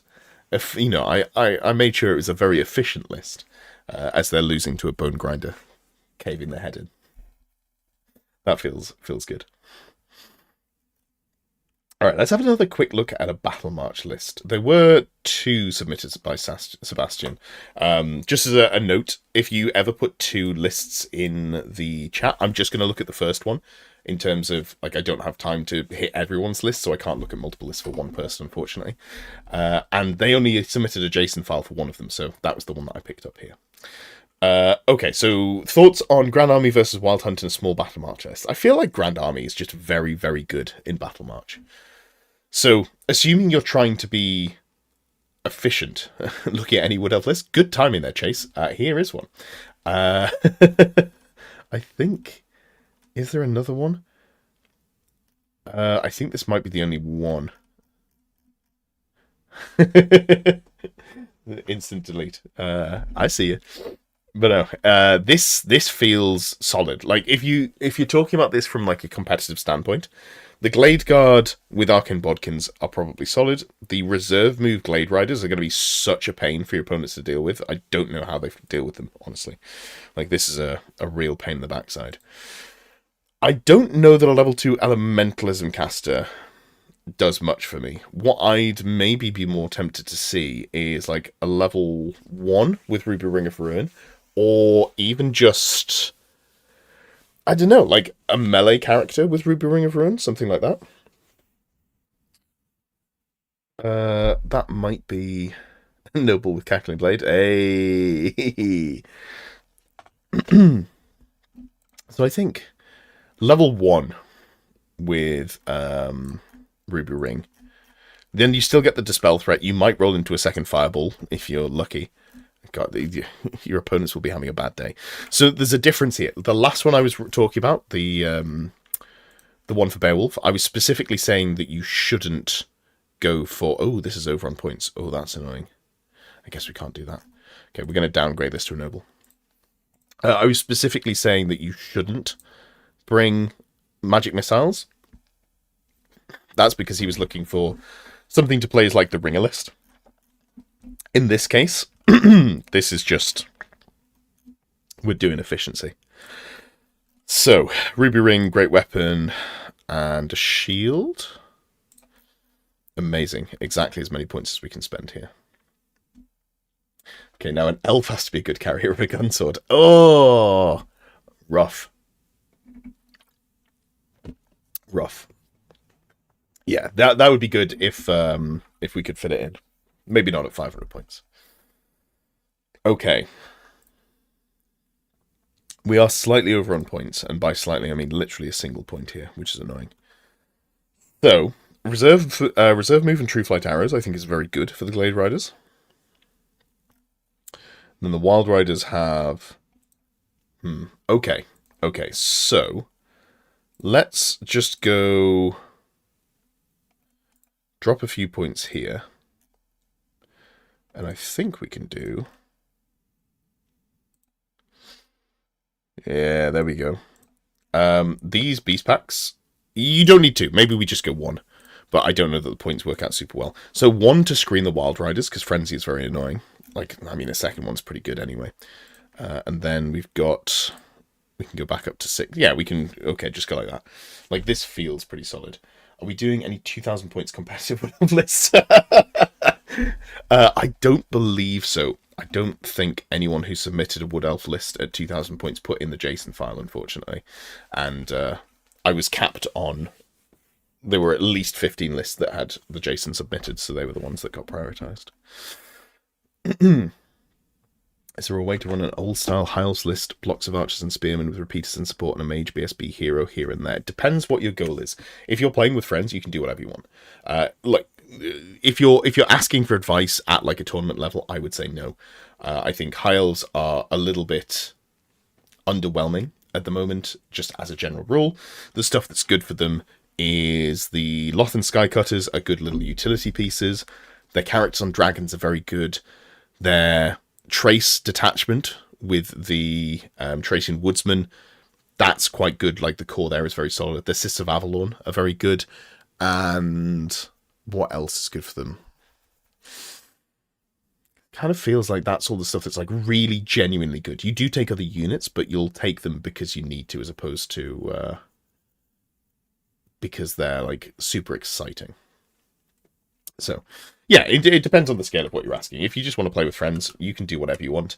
And if you find that you are struggling to beat someone who's got maybe a more meta list or a better meta army, you can either, just have a conversation, be like, hey, this isn't much of a solid matchup. Are you able to play anything else? Are you willing to play anything else? Or, maybe I play with a few more points than you do because I've brought a list that is historic and not necessarily good. You have to get some dogs. Yeah, I definitely recommend 3D printing or going to like a children's toy shop and finding some pet animal things. Tyrannoc Chariot's good. You play with friends, but they play metalists. Like, I've seen people use them, but I don't necessarily see a great use for them. It basically just is the units that I've said. And then, if you're playing Grand Army, you'll fill your core with, like, Silver Helms, some... What are they called? A unit or two of Valyrian Reavers, even though they feel pretty terrible to use, in my opinion. And then you might take some Dragon Princes. Those are the units you can expect to see. Okay. You saw an undead one which you're pumped for. Let's do that one next. I'm pretty sure I know the one here, which is... Oh no, hold on. That's not undead. Was it Zafarius' list? Square-based RTT Christmas by Zafarius. It might be that one. Let me just edit the channel here. Make sure that people can leave comments. I closed it earlier when I closed the channel, but people might have clarifying statements for their lists. Okay, so Zafarius, Dan H, Tomb King's Grand Army list for my first event, RTT at the TSN over Xmas. Oh, amazing. It's a great place to have a first event. I'll probably be popping in for a load of those, so if you see this, let me know which one you're going for, and I don't know if I'm not going to be back in Nottingham for all of them, so I don't know whether I'll be around, but if I am, I might pop down and say hi. So, the main Skelly Bricks are for objectives, archers for home, level 2 over a poison amulet. I don't think you have enough archers to utilise the poison, that's fair. Dragon Inspectors are your only real hitters, the King's Weapons for going all in and killing the General, Casket for protection, Horse Archers... You've also got some Tomb Guard neck protects. Okay, cool. You've got an idea for a Royal Herald here. Okay. Here you go, your Christmas plans, I guess. Thank you. Dark Elves are the same. Yeah, like, elves are not in a great place at the moment. There is a balance patch coming in 1.5.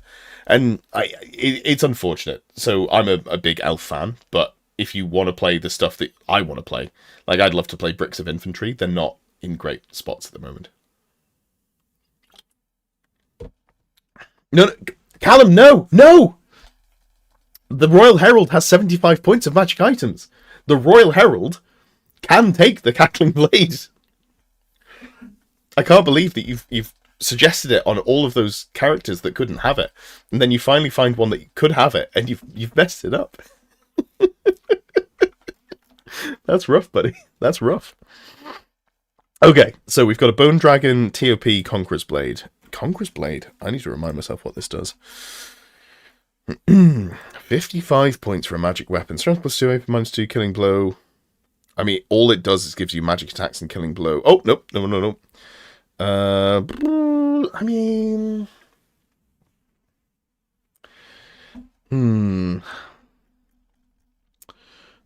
Okay, we'll come back to that one. So we've got the Wizard. Earthing Jar.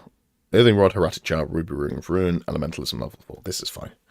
Mortuary Priest on level 2, Elementalism. Yep, you gave your reasoning there. And then the Royal Herald on foot, Warding Splint. This would love to be able to keep up. I guess it can't keep up with the Tomb King. You've had a look at the army list. How about a Royal Herald with Cackling Blade? If it was on a chariot, I'd maybe be kind of interested, actually. Something I'm going to play around with anyway. Would I run the Glade Captain with the Ruby Ring solo in a unit? Probably with the unit if you are worried about shooting. But if there's no shooting, you could run it solo. Okay. So. Good for combat res. Good for combat res. Good for taking objectives. Okay, so your core's fine.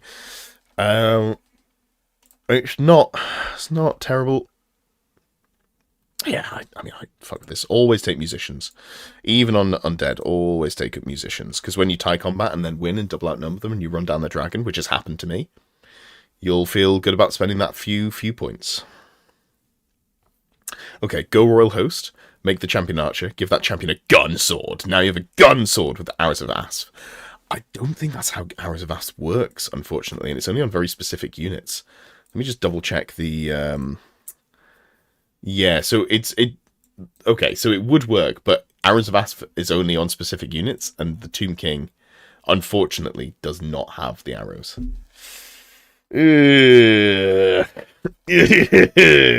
Okay. Okay. We'll drop the Ancient from the Ushabti. Realistically, if a dragon charges you and then kills the unit champion, you're probably screwed anyway, like to crumble, so you may as well just get some more attacks in and actually do stuff back. Multi-wound models don't love being locked in challenges with dragons. Carrying a fine. Like, all of this is fine.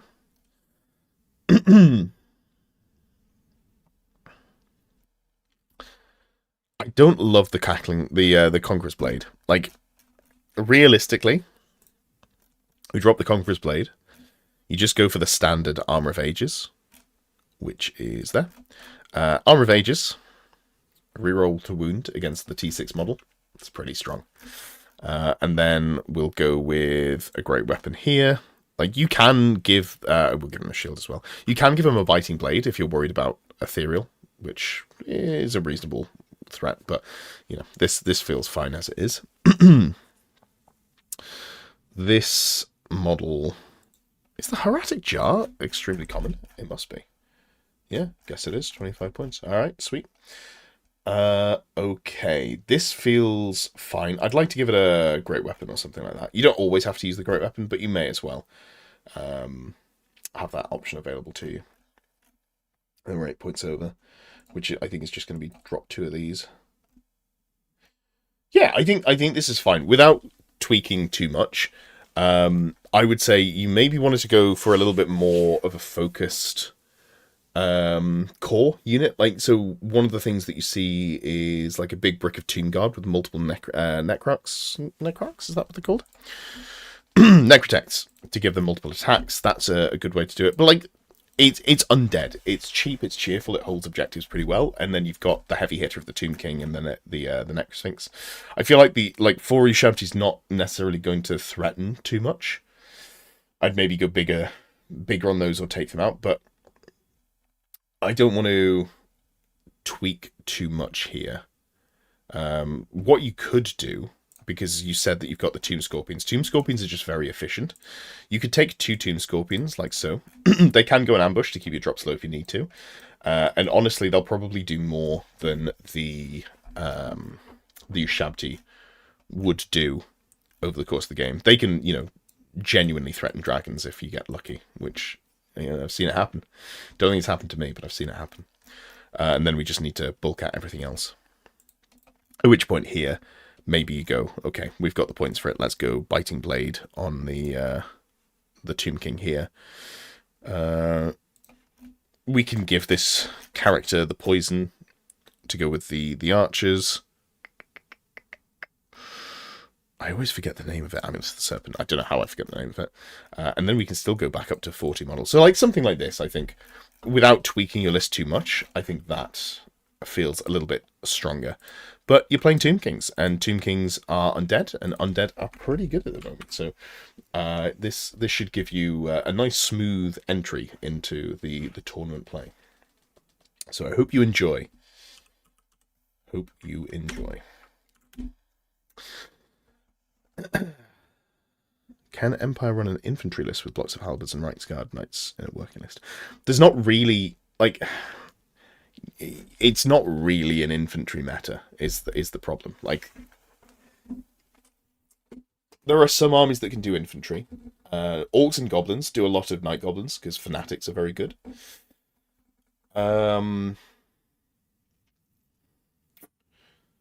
Yeah, that's kind of like it for like big infantry heavy armies. Lots of armies can do one big brick of infantry, and that feels very solid. Like you'll see a gore brick for beastmen. Empire can do one brick of infantry. There'll be like veteran state troop with the banner of, the Griffin banner, and they just get like static combat res 10. Or Renegade Crowns can do a lot of infantry. Actually, you know what you're asking for. Renegade Crowns is probably the closest to that. You can do multiple bricks of sort of build your own infantry. You can put some cavalry in there, although you probably don't put the heavy cavalry in. But that's probably the closest we'll get to, a traditional fantasy list until... There's going to be an FAQ at the end of January, so we'll see what happens there. Okay, where are we up to? I need to pull this one up here. Alright, let's have a look at Byron's list. Byron was pretty hot off the press with his list here. Byron says, what if the question was, how many foot knights is reasonable? And the answer was yes. Nice. Otherwise, the thinking is with the potential nerf to Royal Pegasus incoming, I want to see if a barded one is better on the Paladin. Duke stays in the Royal so he can go hunting. I just always put my Royal, my BSB with a barded Pegasus to save points, so that works. Ground Knights are a soft spot, and Totem of Wrath feels super spicy on them. Alright, let's have a look. Let's see what you got. I've been thinking about Brett's a lot recently. Oh, 30 Knights of the Realm. That's a big unit. Okay, so immediately I'm seeing that we're not supporting our core correctly. We're going to fix that. Oh, sorry, Papa Wheelie. As soon as we're done with this one, we'll look at some frogs. Okay, so Grail Knights here with the Totem of Wrath. I think this is fine. Like, it's not bad. It's 300 points for 6 wounds at T4 with the 3-up save really worries me. But, if you want to run them, this is a way to do it. I think I like Totem of Wrath more on the Pegasus Knights, but it's not a requirement to do that. So... we don't need... I don't think we need 40 men-at-arms. Let's go 30 there and 30 Knights of the Realm on foot. This is fine. Okay.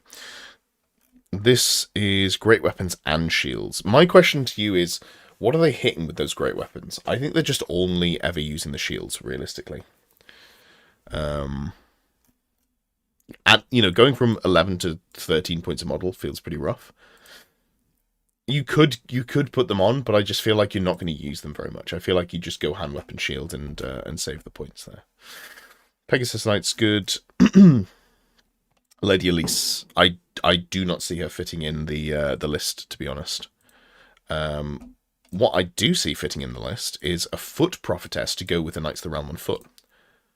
I think she would work very well. Because you could go something like this. So you go Illusion level 3 with a Sword of the Stout-Hearted, Lore Familiar, and I think you've got room for a Sacrament of the Lady as well.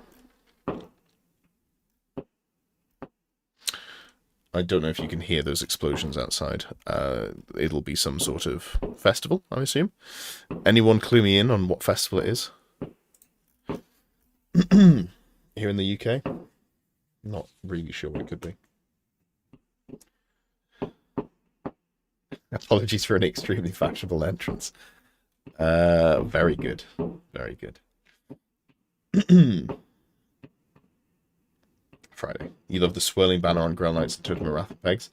Yeah, like, being harder to hit isn't bad. I feel like protecting them is not awful. Okay, so we've gone to 29. I probably do want a banner on here, but we'll come back to that in a second. Yeah, so the Prophetess with Illusion. Glittering Robes goes really well on the Knights of the Realm on foot. And also... Hold on a second, this is Grand Army, isn't it? This is Grand Army. I guess you've got Men-at-Arms. I feel like this works a lot better if you go... Right, I'm sorry. I'm going to change your list entirely, Byron. I hope you're okay with this because I'm doing it. Errantry Crusade. The reason I'm doing this is because if you want to do the dumb Knights in the Realm meme on foot, the best thing you can do is to, whatever, put a Paladin in with them. And the Paladin is going to have the virtue of the Impetuous Knight. And this gives them up to a 14-inch declarable charge. And then not only are they able to, be foot knights and be tanky, they will get somewhere. They maybe get the charge. Fast footies. Yeah, there we go. Baron with Cackling Blade. Yeah, actually. Like, that, genuinely, I think that might be the play. It's a very... I think there's a lot of interesting stuff to be done there. So we do have to put some Knights Errants in, which I'm sorry. I also dislike them. So we go like that. And then, so we got the Paladin on foot with Crusader's Vow, and we want to give them Shield, and I guess a Morning Star. Sure. We don't need to give them Magic Resist because we're going to give them a Prophetess as well. Illusion. Just the same build.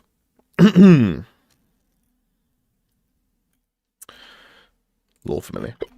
Oh no. Got the hiccups. So these go in the Knights of the Realm on foot. Then we can still do a Duke and a Baron. I actually think it's the Duke that maybe gets the whatchamacallit, special units. We go for the Pegasus Knights. Go for 5. And then we've got the Grail Knights as well. If a man wants Grail Knights, who am I to deny him? Oh, no! I got the hiccups. It is not my week today. Or this week. Oh. Let me just blow my nose because I'm phlegming up. Maybe I am getting ill.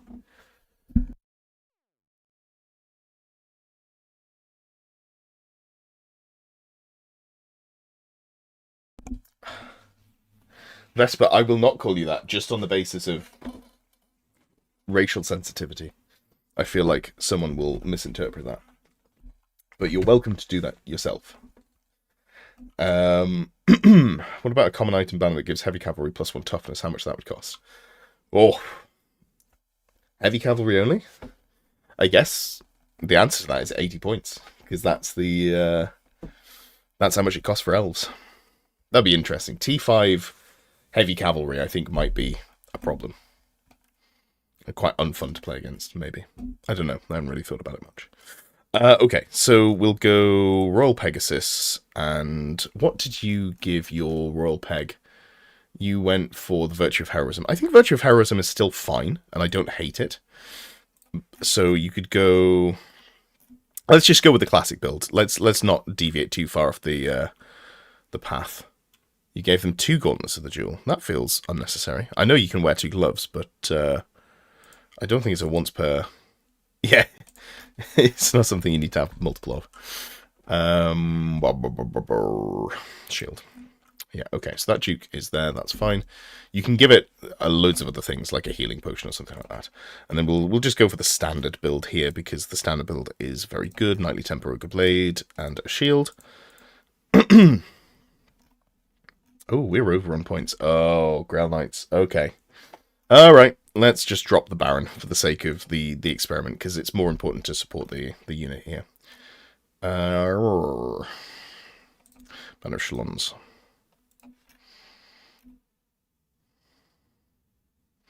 Kevin Costner's Robin Hood, the Prince of Thieves. Very good. Very good. Night Orc Boyful. You like bull centaurs? Ah, yes, I understand. Bull centaurs. The massive meta threat of bull centaurs. They're terrifying. Something like this.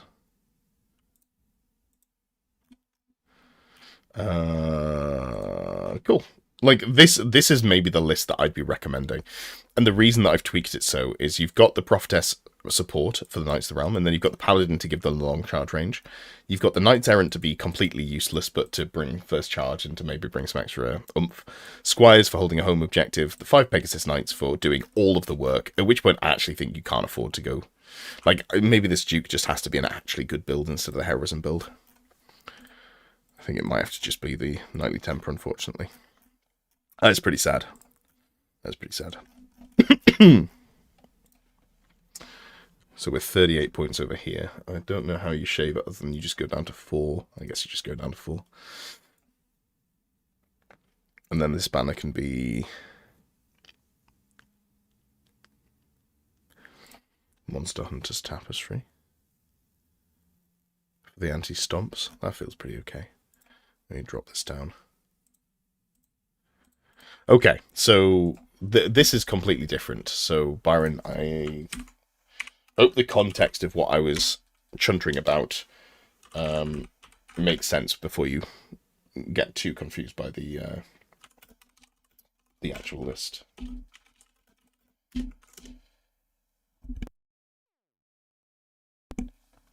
So, wondering by chance if you could share your take on the Metavamps list. I don't think there's much to say. Just like it's objectively one of the best lists in the game. It just lays well. The Graveguard are a mathematical problem in that it's nigh impossible to kill them unless you tech into it. It's very, very difficult, and a good player will stop you from multi-charging. The characters you can't put your general on the Mortis engine because cannons are too good at the moment, but you can put a second character on the Mortis engine if you want, and then you can just position them and keep them mostly screened away from the cannons if you like. Banshees are very good. Make sure that you've got at least one Spectral Steed or Steed of Shadows, I forget the name of the spell, that you get from Necromancy, so that you can, reserve move Banshee, fire and flee, scream it. It's a nightmare list, honestly. It's very difficult to attack into. Yeah. Oh, yeah. Sorry. I guess the context of that was that you've seen people doing well with it, but don't sort of maybe haven't played against it. It's probably the best list in the game. Like it's ridiculously powerful. Specifically, Charlie, because you've mentioned him there. Charlie is such a technically good player. A lot of players are able to play that list and basically never lose with it. Charlie will play that list and squeeze points out of you. It is oppressive. It is pretty oppressive. Yeah, this edition's very different to various other editions. All right. So I think I did make a promise. Oh, where's the frogs? Here we go. Papa Wheelie. Papa Wheelie. No wonder. No wonder. No worries, Masfer. Like this stream that I do, I like the back and forth conversation. To an extent, the actual list fixing is more just a vehicle for getting to sit here and talk to people. So, where did you put your list? How far down were you? I feel like yours was pretty low down. I think you just snuck in because a few people ahead of you didn't put the JSON files in. Oh, not everyone with JSON files got in. Apologies if someone saw this and was expecting theirs to get in. I think 2 maybe didn't make the cut. Okay, so you have a Warhol game this evening to test out another potential frog gig-in list. Okay, good. Going to be a while before we get to more tournaments, but I really want to test Scouting a Blastocaster and BSB builds for Totem of Wrath in Dragon Ogres. Nice. Unnecessary, but nice. Who do I send to the Warriors Duel? What's the best way to kit them out while still having a viable unit for the course of gameplay? That's a difficult question to answer. So let's have a look. Okay, so you got a DP with... How are you scouting this? Has this not translated correctly across? Oh, Trailblazers Hallberg. No. Brain. That is all infantry, isn't it? I'm pretty sure it's all infantry. In fact, I know it's all infantry, but I just want to look at it with my eyes to make sure I'm not being dumb. Yeah. Okay. X-Wraiths, Masva. They're very hard to play. So Blood Knights, if you're a beginner player, like, here's the thing. Vampire counts are going to get nerfed, or I hope vampire counts are going to get nerfed in a month and a half's time. But the list, which is a Brick of Graveguard, 2 units of zombies, all of the normal characters, so BSB White, 2 Master Necromancers, 2 Banshees, and then Hex Wraiths or Blood Knights, that list is very good and very forgiving, especially if you go for Blood Knights. If you put the Blood Knights in, it's much easier to play, and it's still pretty darn good. Once you're very, like, technically good at playing it, Hex Wraiths become a lot better. Okay, so. Byron. Nice. Good stuff. If you're doing the Foot Knight meme, I cannot recommend Errant Crusade enough. Errant Crusade is, it does it best, and you just get a sprint across the field. No, it's fine. Not a problem. Not a problem. If, although I do derail myself. It's down to me to stay on track if I want to. Oh, Lucas, that is a question that I do not have the brain space for right now. It's a great question, and I'm sorry I can't answer it because you said that I was like, maybe access to another set of items would be the main thing that I'd want to pull from. I don't know which set of items I'd want to pull from. We've got guns, we've got shooting, we've got combat. Like an elf-related one, maybe. That would be cool. If they tied into elves in some way. Mercenary elves. Alright. God damn, 5 Dragon Ogres. Oh, wow. Okay. Okay. This is... Okay. Sure. So. Things are happening right in front of my eyes. I've only just taken in what I've got in front of me. So we've got a level 4 Markazinch Battle Magic caster with... You said it was a Blaster caster, right? You said it was a Blaster caster. Oh, you've given it the blummin' frog scroll. I know you've got to have it in the list, I'm aware, but... You could have given him... Like, he would be great for the Rod of the Damned. You know what? I'm gonna cheat. I'm gonna make it work, but I'm gonna cheat. Where's that flippin' frog scroll? There we go. Get rid of that. Get that shit out of my face. Put the Rod of the Damned in. There we go. Because you're going to be up close and personal. So hitting them with 3 magic missiles feels very good. And then we're going to go Aspiring Sorcerer. Frog scroll. That's how I'm fixing the list. You've got lots of infantry and foot and 1 unit of horse. So we'll just keep them on foot. That's fine. That's fine. We're 130 points over. That's not fine at all. You have to make things hard for both of us. Yeah. I'm really worried about the survivability of this BSB because it's a different unit type to the dragons, right? The dragon ogres. Are they infantry or are they cavalry? Oh, they are cavalry. Okay. Oh no, you're fine. I thought you were just going to get shot out there. I'm wrong. I am incorrect. Great Weapon, Nurgle, Demonic Mount, Meteoric Iron, Brazen Collar, Favour of the Gods, Enchanting Aura, Dark Hearts. I should know this. We've literally just looked at it. Did I mention that I'm struggling a little bit at the moment to brain. Oh yeah, -1 to the leadership. Okay. This is an interesting angle. Is it? Is there not something that stops you doing this? Am I? No, it's fine. All right. Why haven't I done this? I feel like I've wanted to do it and just never have done it. I want to play this sort of list. Not this one. This one doesn't do what I want it to do. But I want to play like 2 Death Stars of Dragon Ogres.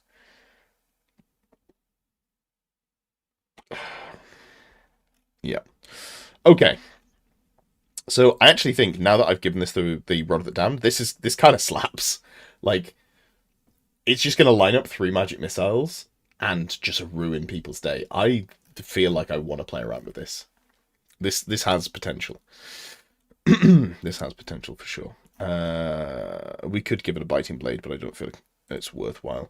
Diabolic Splendor is fine. How worried about ballistic skill shooting are we? I guess if you go against dwarves, but then this model's job is really hard because you're going into magic resist and maybe the Rune of Calm. Okay. We'll leave it on for now. It might be surplus points that you could cut, but we don't need them in the character slot. Okie dokie. I think the answer here is we have to drop 1 Dragon Ogre. Is that right? No, because you want to go 3. You want to go 3 by 2. It's so funny, 3 by 2. All right, sure. Quite often. Yeah. There's nothing on here that's necessary. I guess we just lose some points in core, right? So if we drop this, so you've got this unit here. Oh, this is so expensive. The Taskmaster's Scourge, Monster Hunter's Tapestry. So no stomps in this unit. Light Armor Shield, Close Order, Battle Hunger. Is it Battle Hunger? I feel like this is maybe Unnatural Fortitude. How many points does that gain? 50 points. So it's plus 40 points. Like, I feel like this is your hold home objective, right? Exalted Champion could do with a Magic Blade. It's not a bad shout. No. Oh. Hey! Very good. Very good. It's good to have you back, bud. It feels like, I mean, you've been here, but this feels like OG trying to wind me up. Or like collaborative shit-talking in chat. I don't know. I've enjoyed you just popping in and telling me to put Cackling Blade on everyone. It's been a great bit. It has been a great bit. Yeah. The Berserkers with a Natural Fortitude. Actually, like, I don't necessarily want to drop them. What if we just went 2 units of a Natural Fortitude, and then we kind of skimped a little bit on this unit, and we didn't give them a Natural Fortitude? Like, T4's nice, but this is just for holding the backfield. And we do have to shave some points. Oh man, how do we get there? Like, what was the C-list kind of an Exalted Champ BSB? True. You've taken a break from painting, might not be in streams as much. That's fair. That is fair. I do like a Natural Fortitude, but it's very expensive. Like, so the way this works is I've been off this Exalted Sorcerer, and we don't put the fucking stupid scroll in, and everything's okay. That's the actual answer. Okay. I have another idea. Mark and Nurgle. Demonic Mount. On a Hoss. We have to go with them. God damn, we have to go with that. Is there anything that we want to give them?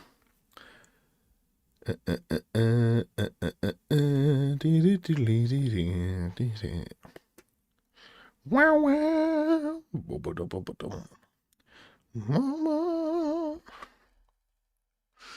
No. Okay, that's fine. We don't need anything here.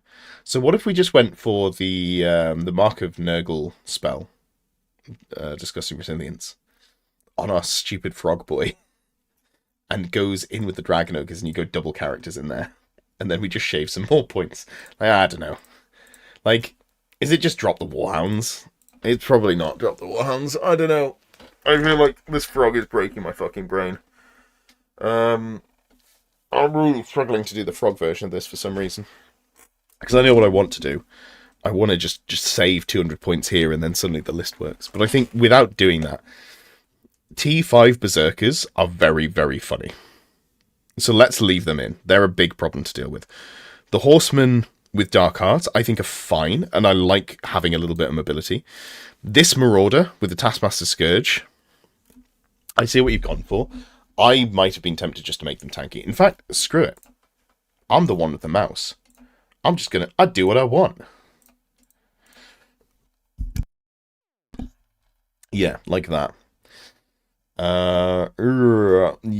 Yep. And then this is just going to sit in the backfield. Yeah.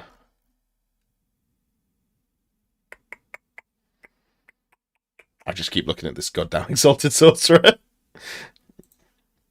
I guess this is the list. Okay, I want to see the tested version of this Father Wheelie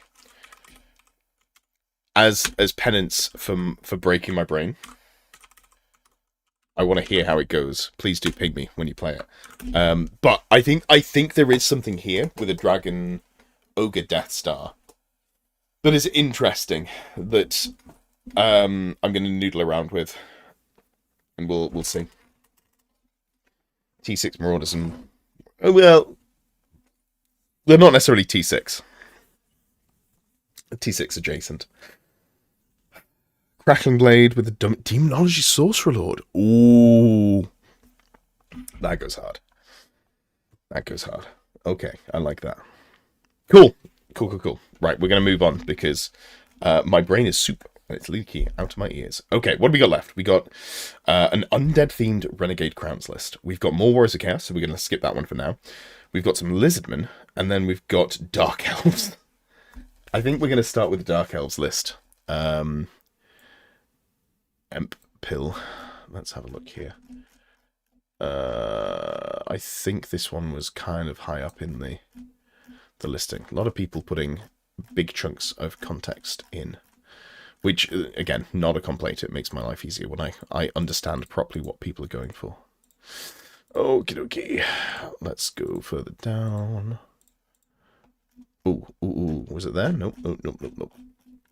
There we go. My brain is what, Ed? Bad. My brain is bad.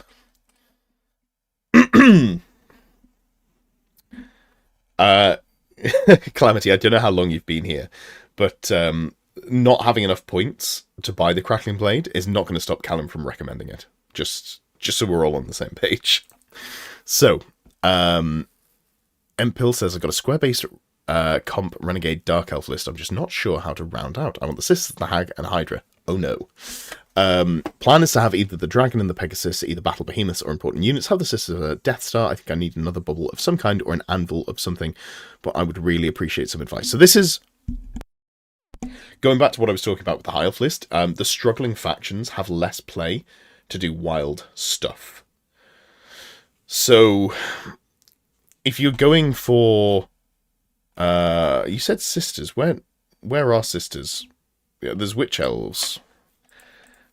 Do you mean... God, what are they called? Are they rare? Sisters of Slaughter? They're not in the list. I guess maybe you just mean the Witch Elves? All elves are struggling a little bit in this edition, but, you know, pain is temporary. Cackling Blade on a Death Hag. You might be onto something there. None of the runes give them extra AP, do they? No, but they do have the Banner of Harganeth, which does do that. So, extra attacks D3. Is this the Ogre Blade? Meteor Hammer. Okay. I mean... screw it. Let's go Cackling Blade here. I actually think Cackling Blade kind of has a place in this list. Yeah. Let's do that. Alright, so we got a Dreadlord. Nope. Dragon Slaying Sword. It has been tested. It does not work. Don't worry about it. We'll leave that one off.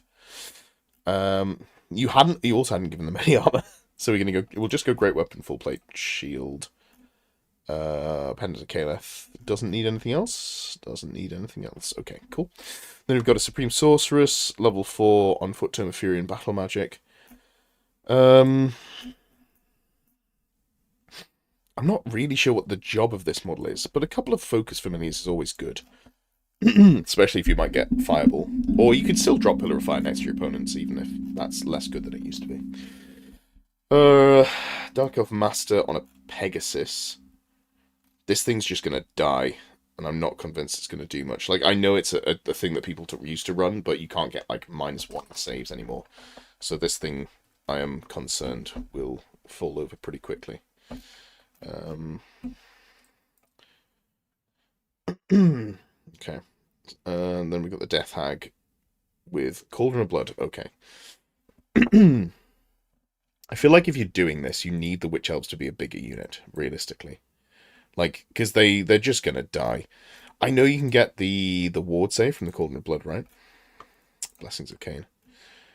Yeah, 5 at ward save. It's Oaken Shield, basically, which is solid. But they're T3 models with no save otherwise, so I feel like we need to go for a bigger unit. What is the base size of a Cauldron of Blood? 75 by 100. Okay, so it's 3 wide, so it's 12 models. So you've got a brick of 30 there, which, let's go up to 36, so we'll go to 24. You like a Meteor Hammer Hag. Why Meteor Hammer?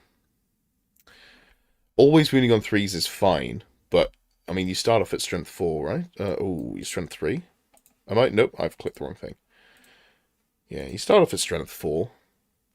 You can already... a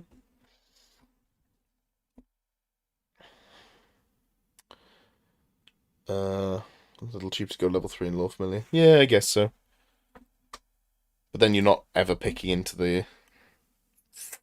I mean... I have said that the spells that you can get in the Dark Elf lore are just actively bad. So, yeah, probably just is. Level 3. Surely gets extra attacks. The plus d6 is not that great, or not as great. True. That is true. Start off with 3 with Frenzy, Hatred, Poison attacks. Yeah. I mean, I just don't think Meteor Hammer actively does enough. Like, it's Ogre Blade, right? If you're not going for the Crackling Blade, it's just Ogre Blade, I think. Because you've got, what, an average of 6 attacks. You'll hit with 5 or 4.5 of them, or 5 of them, depending on how you roll to hit, like what your hit roll is. Wounding on 3, you'll do like 3 to 4 wounds, best case scenario, at AP 4. That's fine, but it doesn't inspire fear, whereas an Ogre Blade kind of does. So, yeah, I guess if it's not Cackling Blade, Ogre Blade, for me. Ogre Blade or X, you should ask if you must be normal for a second, yeah. So the problem with this is, like, a lot of the strength comes from Double Dragon, and you haven't gone for Double Dragon. So you're gonna struggle, because this unit, if it gets there, will be good, but getting it there is going to be difficult. And then the Dragon is solid, but then kind of nothing else in the list is going to kill things. And this is the problem with Dark Elves.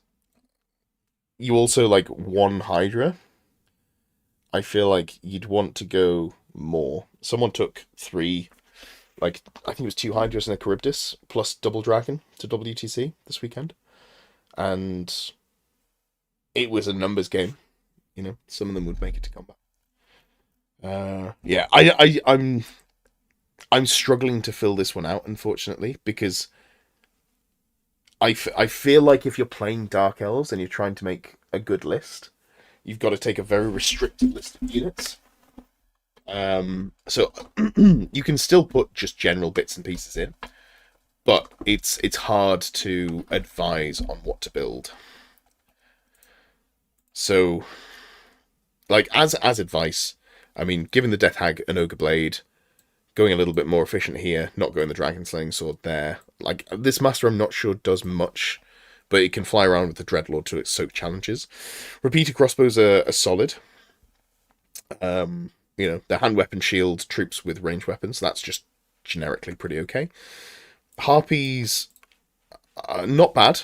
They can go and deal with baggage trains and stuff now. The Colden Chariot is, like, I'm not a fan of chariots outside of characters personally, but if you're going to do it, this is fine. It's 125 points. It is stupid. It's a little bit of an issue.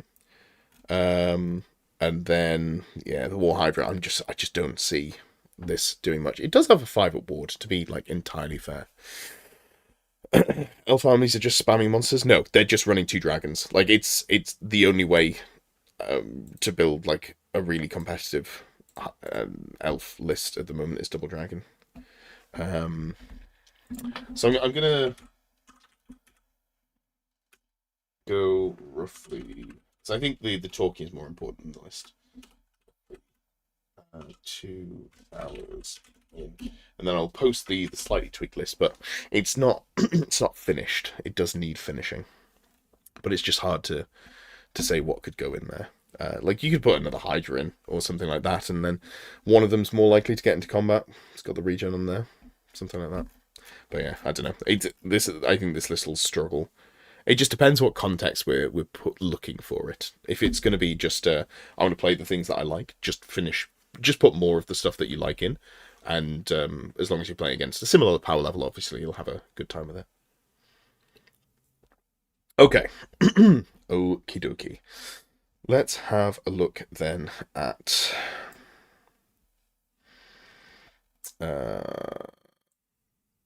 Evan's list. Evan Gothmog Valdyke. This is Lisbon, and what was the context of this one? Just wanting you to talk about Lisbon Fair. If the note and the slam doesn't come through, the Arcane Familiar is to roll on high magic and just swap into the spell Drain Magic. Okie dokie. Ah, it did come through. Excellent. Okay. I'm assuming this is Renegades. Yes, it is. Okay, cool.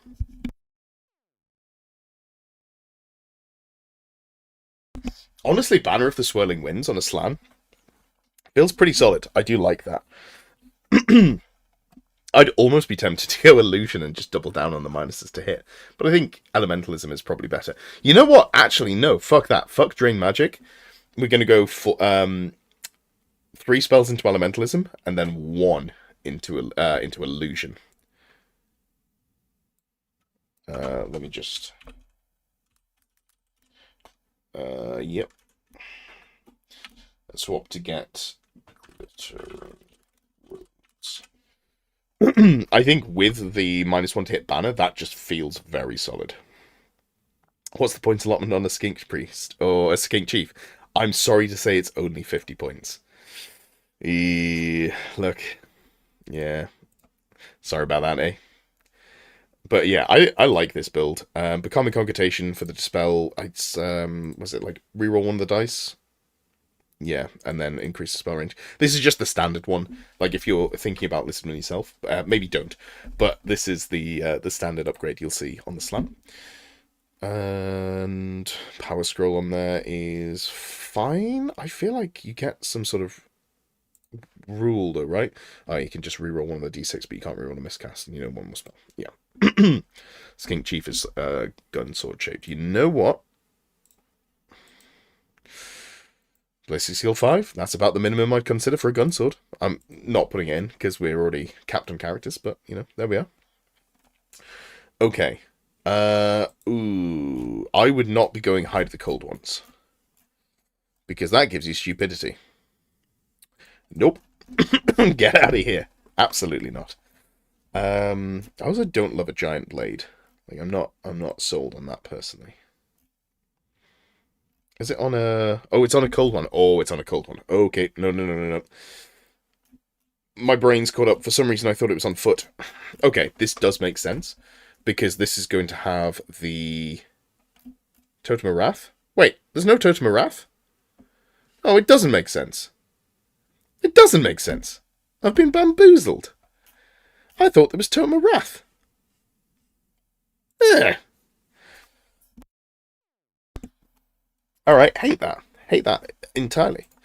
So, let's have a look at the old blood first. So, Great Weapon, Carnosaur, Silver Steel for the 3-up save. That's pretty standard. Glyph Necklace for the magic resist and the ward save. And then Venom of the Firefly Frog. No. And then let's downgrade this to Meteoric Iron. In reality, I find Meteoric Iron is as good or better in all real-world situations for the Saurus. Because the things that hurt it are going to have magic, at least AP2 most of the time anyway. It's only good against like high volume of low AP, low strength shooting, but that's not really a thing anymore. 36 points. Okay. We're going to drop the power scroll here, because we've already got some sort of efficiency boost to casting. Okay. And we're going to go... Totem of Wrath. We're 19 points over. We're going to drop Hide of the Cold Ones. Boom. Okay. Now that Giant Blade actually makes some level of sense. But more importantly, the Cold One Riders can hit pretty hard. Okay.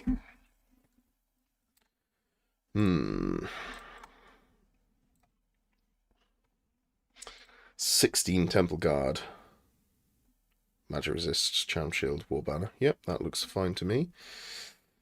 Skinks, skinks, skinks. These are fine. I'd like 14 more than I like 12, but I mean, we can't be picky here.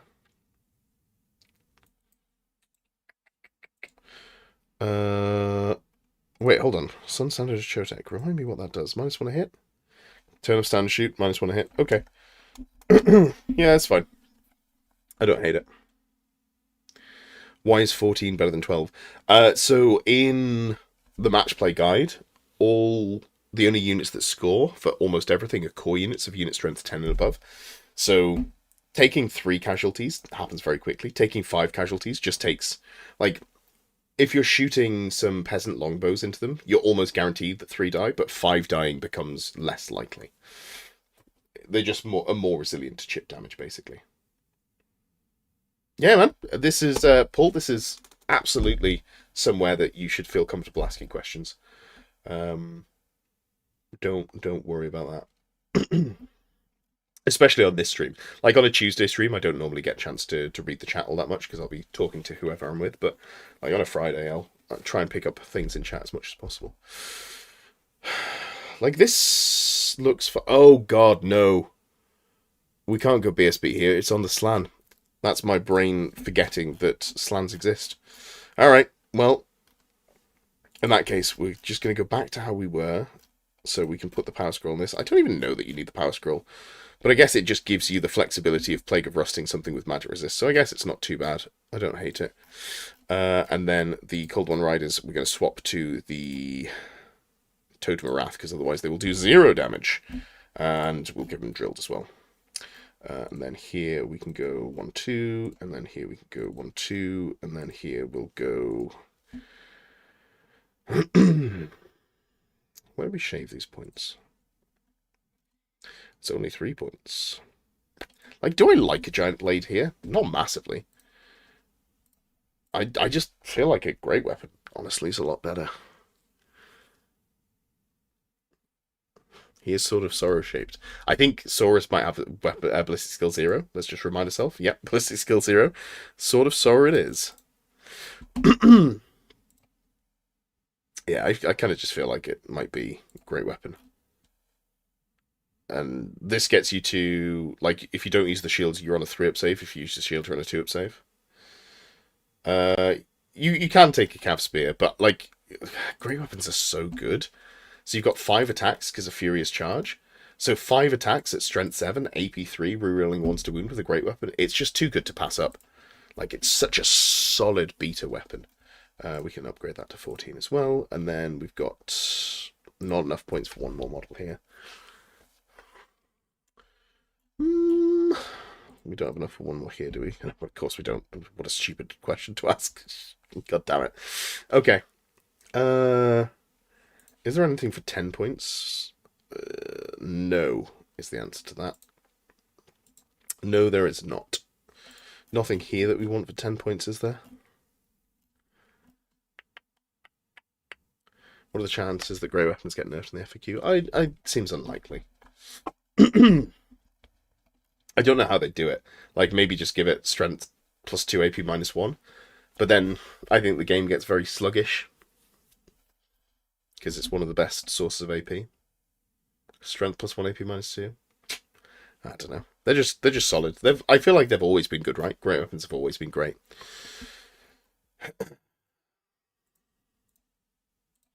Something like this. The list is interesting, Evan.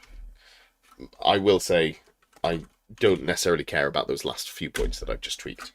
But I think this is fine. The Bastillodon is solid as well, I think. Only having one is like, but you've got the Slan as well. Oh, you know what? Like a Ruby Ring of Ruin would be nice to fit in as well. We can do that. Oh, we can do that. We can do that. We can do that. Ruby Ring of Ruin.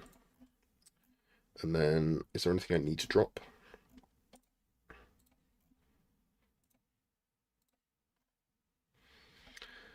12 points. I don't want to drop Drilled off this. I think Drilled is important. We're going to drop the Power Scroll. I'm sorry. Like, you could finagle the core to get it back in, but it's my decision. I'm sticking with it. Yeah. Yep.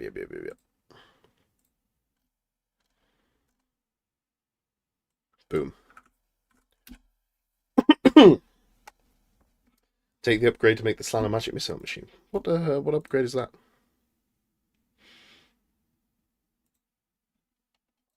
I actually don't know which one you're talking about.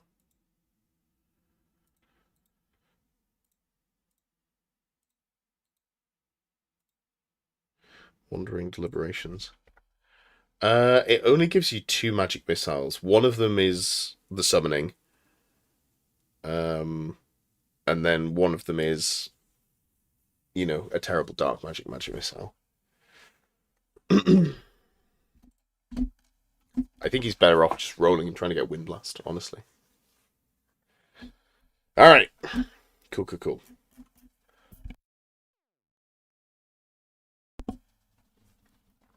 Also, I respect the hustle there. Only submitting it so I talk about lizards. I read that. Fucking Bone Grinder Giants. Apologies, only flanks. It's not you personally. It's just I've seen too many of these over the last few days. Okay, breathe. Breathe, then sleep. Okay, Outcast Wizard. Level 2, Power Scroll, Demonology. This is great. This is perfect. I have no notes about this character. 10 out of 10. This wizard is Earthing Rod, Wizard Staff, Witch Hunter Sword, Elementalism. You know what? God damn. Why have I not been putting Earthing Rod on my model? Huh. Yeah, no, that's good. I like it. Repeater Pistol. Excellent stuff. Great. No notes.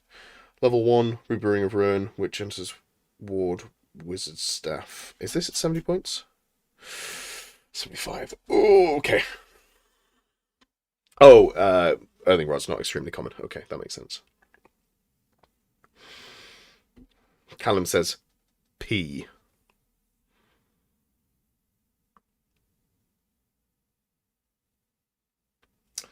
Prince with Cackling Blade. Again, this is a place where that actually might be good. So we've got Noble. Ooh, okay, so you've only got 1 unit of infantry? Oh, that's criminal that you haven't given both them flanks. No.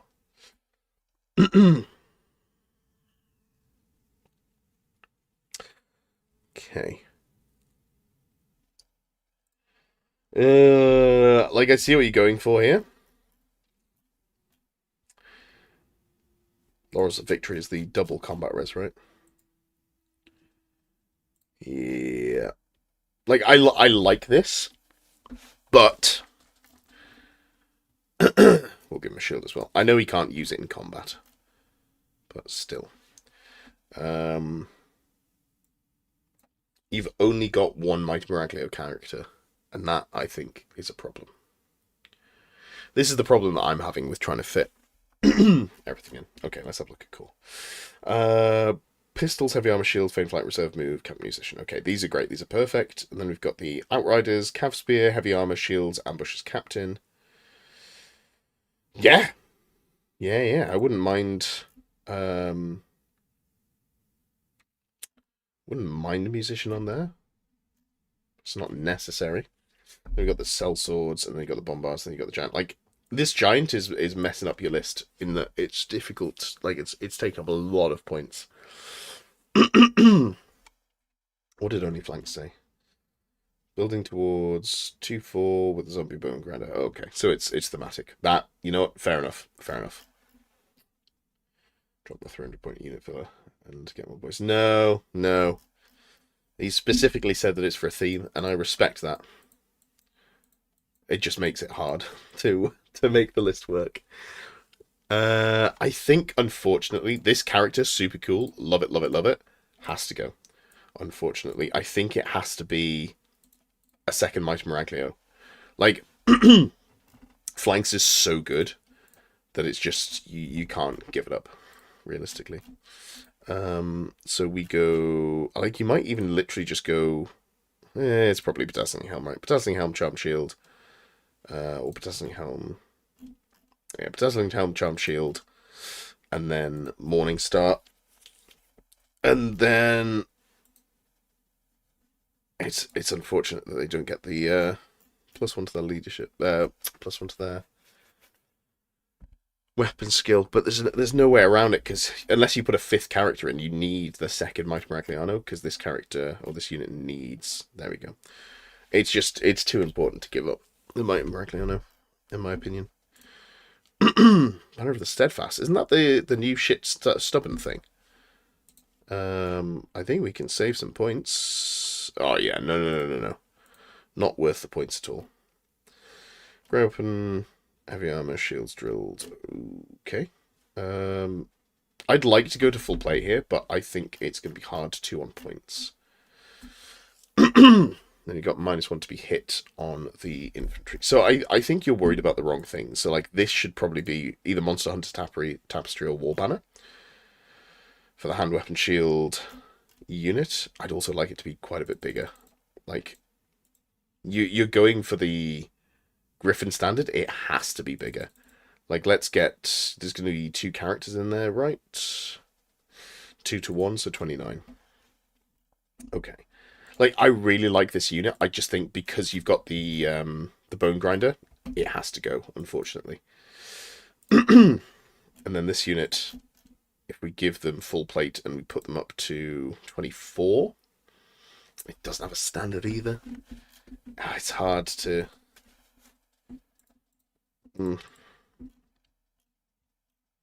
I think this is probably about as good as I can get it, though. Like, you just lose it. If you had 300 more points, you could fit more here, or a 6th character, sorry. But I think this is about right, given what we've got. Morning Star, you can still use the hand weapon if you need to. Yeah, this looks solid. It's got a repeating pistol. Yep, this one, oh, we can give them... what if the bone grinder was an actual unit for that? I don't hate that idea. Do not hate that idea at all. That's pretty cool. What do I give this character? We'll drop that and give the prince a pistol. Yeah, something like that.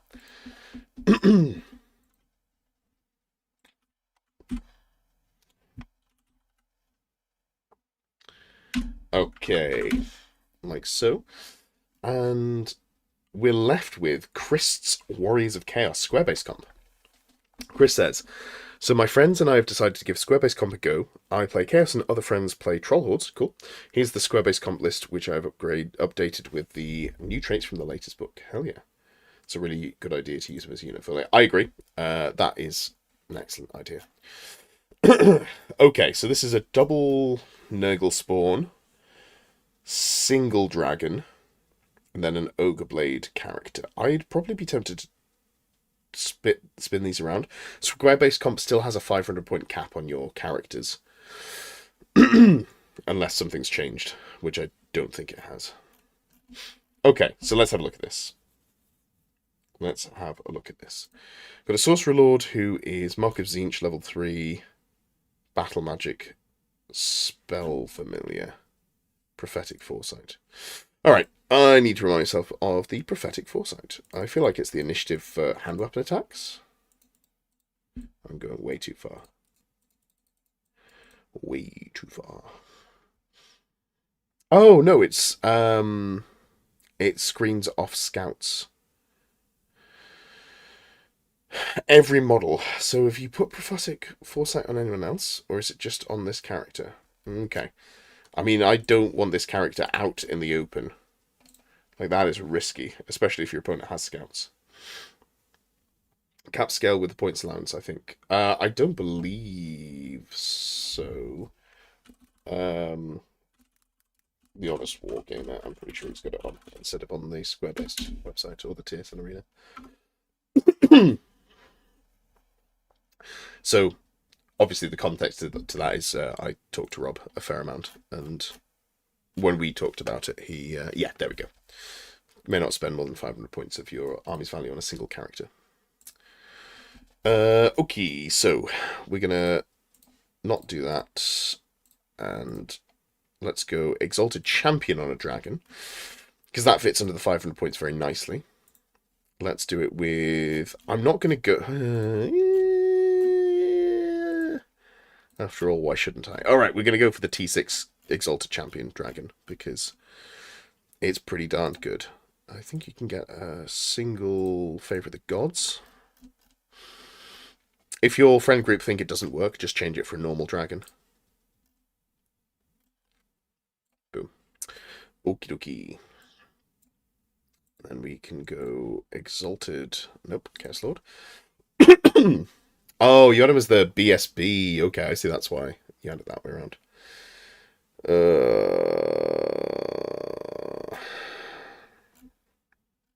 I don't think the Chaos Knights need a Totem of Wrath, to be honest. Like, it's good. It is good. But I just don't think there's enough juice in there to get them to where they want to be.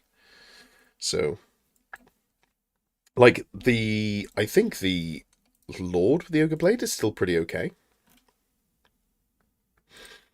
Like, this still feels fine. I'm not sure there's anything... What have you given this character? You haven't given them anything. Yeah, I think that's fair. I don't think they necessarily need anything on there. Chaos Seed. And then Diabolic Splendor.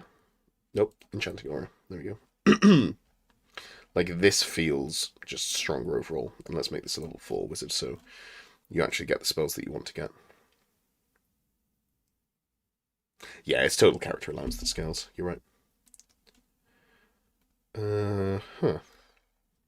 Okay, so that all, I think, just rings a little bit more true to me. The Spawn are good, and then you've got Warhounds. Always give you a Warhounds Vanguard. It's so, so powerful.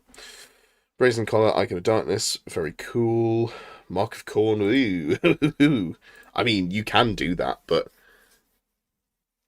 I think they just die. I think it's just... I know you lose a lot of output, but that was going to be...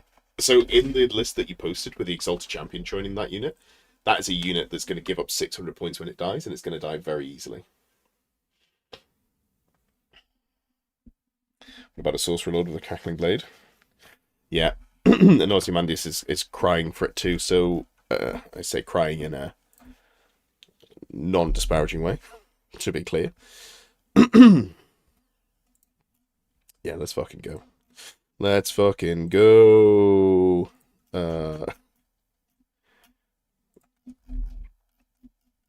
I played. I don't know who.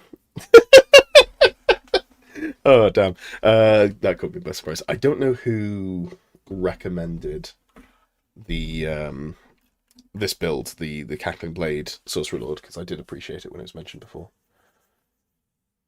Would I ever play in a tournament where the lists were the same for all players for each round, randomizing who guess which lists? I mean, I'd be fine with that. I think a lot of people would struggle. with that as a... Oh, God, we're way too many points over. It doesn't work. It can be level 3, but it just doesn't work.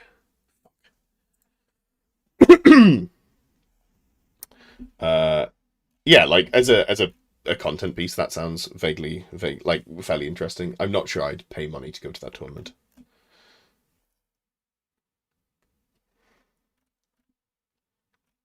Hmm. Hmm. Hmm. Hmm. Hmm.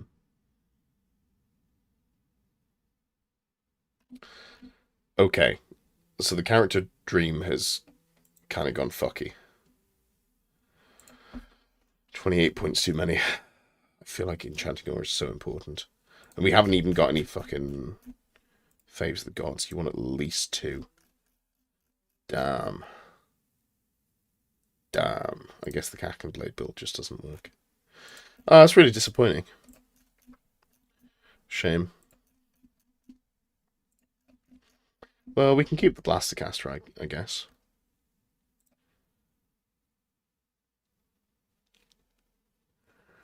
Yeah. I mean, this unit here is just going to do so much damage. Enhanced reflexes. That's the hand weapon one, right? +2 to initiative. Gets them to initiative 6. That's not bad. I don't hate that.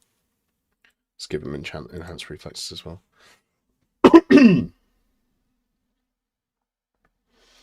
Okay, sure. Let's give...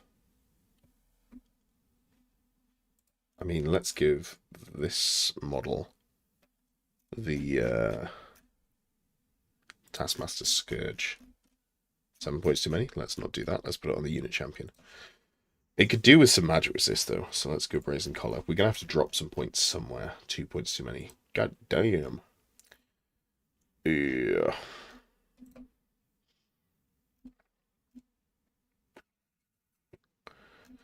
Where do we drop the points? I mean... I guess it's just the enhanced reflexes. It's not super important. I wouldn't mind a favor of the gods on this unit, though. Since it's going to potentially see combat.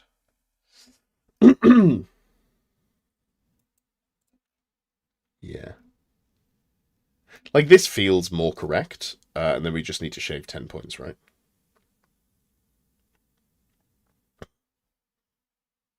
Mr. Asarian, I think you might be able to fit more attacks in there.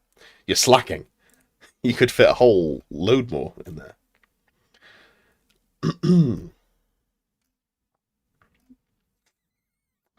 Only 14. Yeah, I mean, points are points are points are points are points. I don't really want to drop anything here. I guess it's one model from this. Doesn't feel good, though. I'm not happy about it.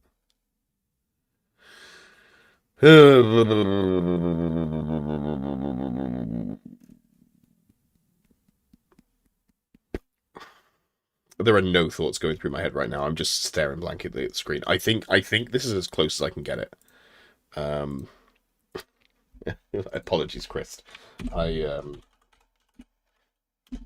You got me after my brain stopped working.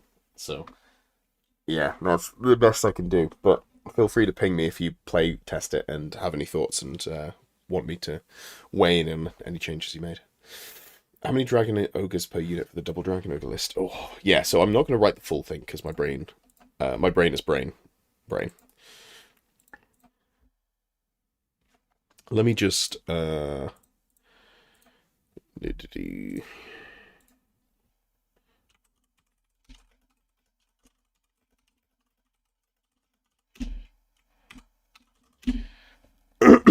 okay.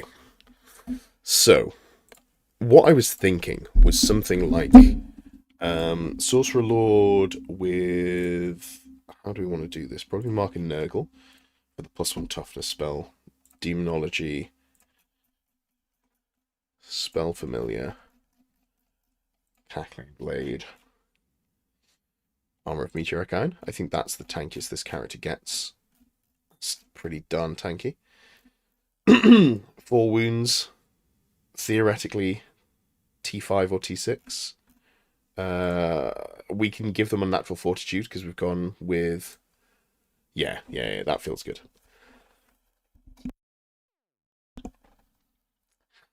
You're welcome, Masper. You're welcome. So, then also, what if we went with a... How important is the BSB? I feel like the BSB is, like, okay important. We could just repeat the same build. What if we just went double Sorcerer Lord? Like, I think that might do more. There's no way to give them rerolls to hit outside of Battle Lust. Ooh, okay. No. I got it. I know what I'm doing. I know who I am. I'm the dude. Disguised as a dude. Playing the other dude. Yeah. On a horse? On a horse. Of course on a horse. A horse, of course. And then we go... Chaos Lord. Yeah, baby. Yeah, baby. And then we can go... What are we doing with you? What is your purpose? Is it to Ogreblade? I don't know that it is to Ogreblade. It might just be to Ogreblade, honestly. Favor of the Gods, Brazen Collar. Ooh, we need a Brazen Collar in this one. Alright. Okay, now, ladies. Yeah. What's cooler than being cool? Ice Cold. Best movie ever. Man slowly loses his mental. Yeah, it's screw it. Like the characters need tweaking around with, but then I guess the limiting factor is how many Dragon Ogres we can take. So 5 is too many. 4 is legal. Oh, I'd like to go 2 units of 5, but then we'd have to hold on to your horses.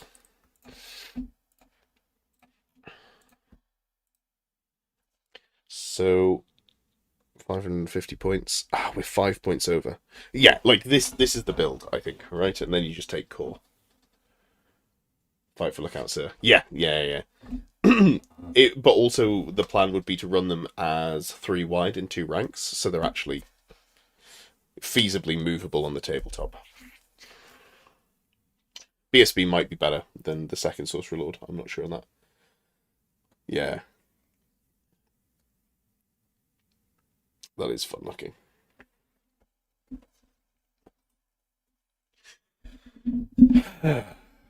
Alright.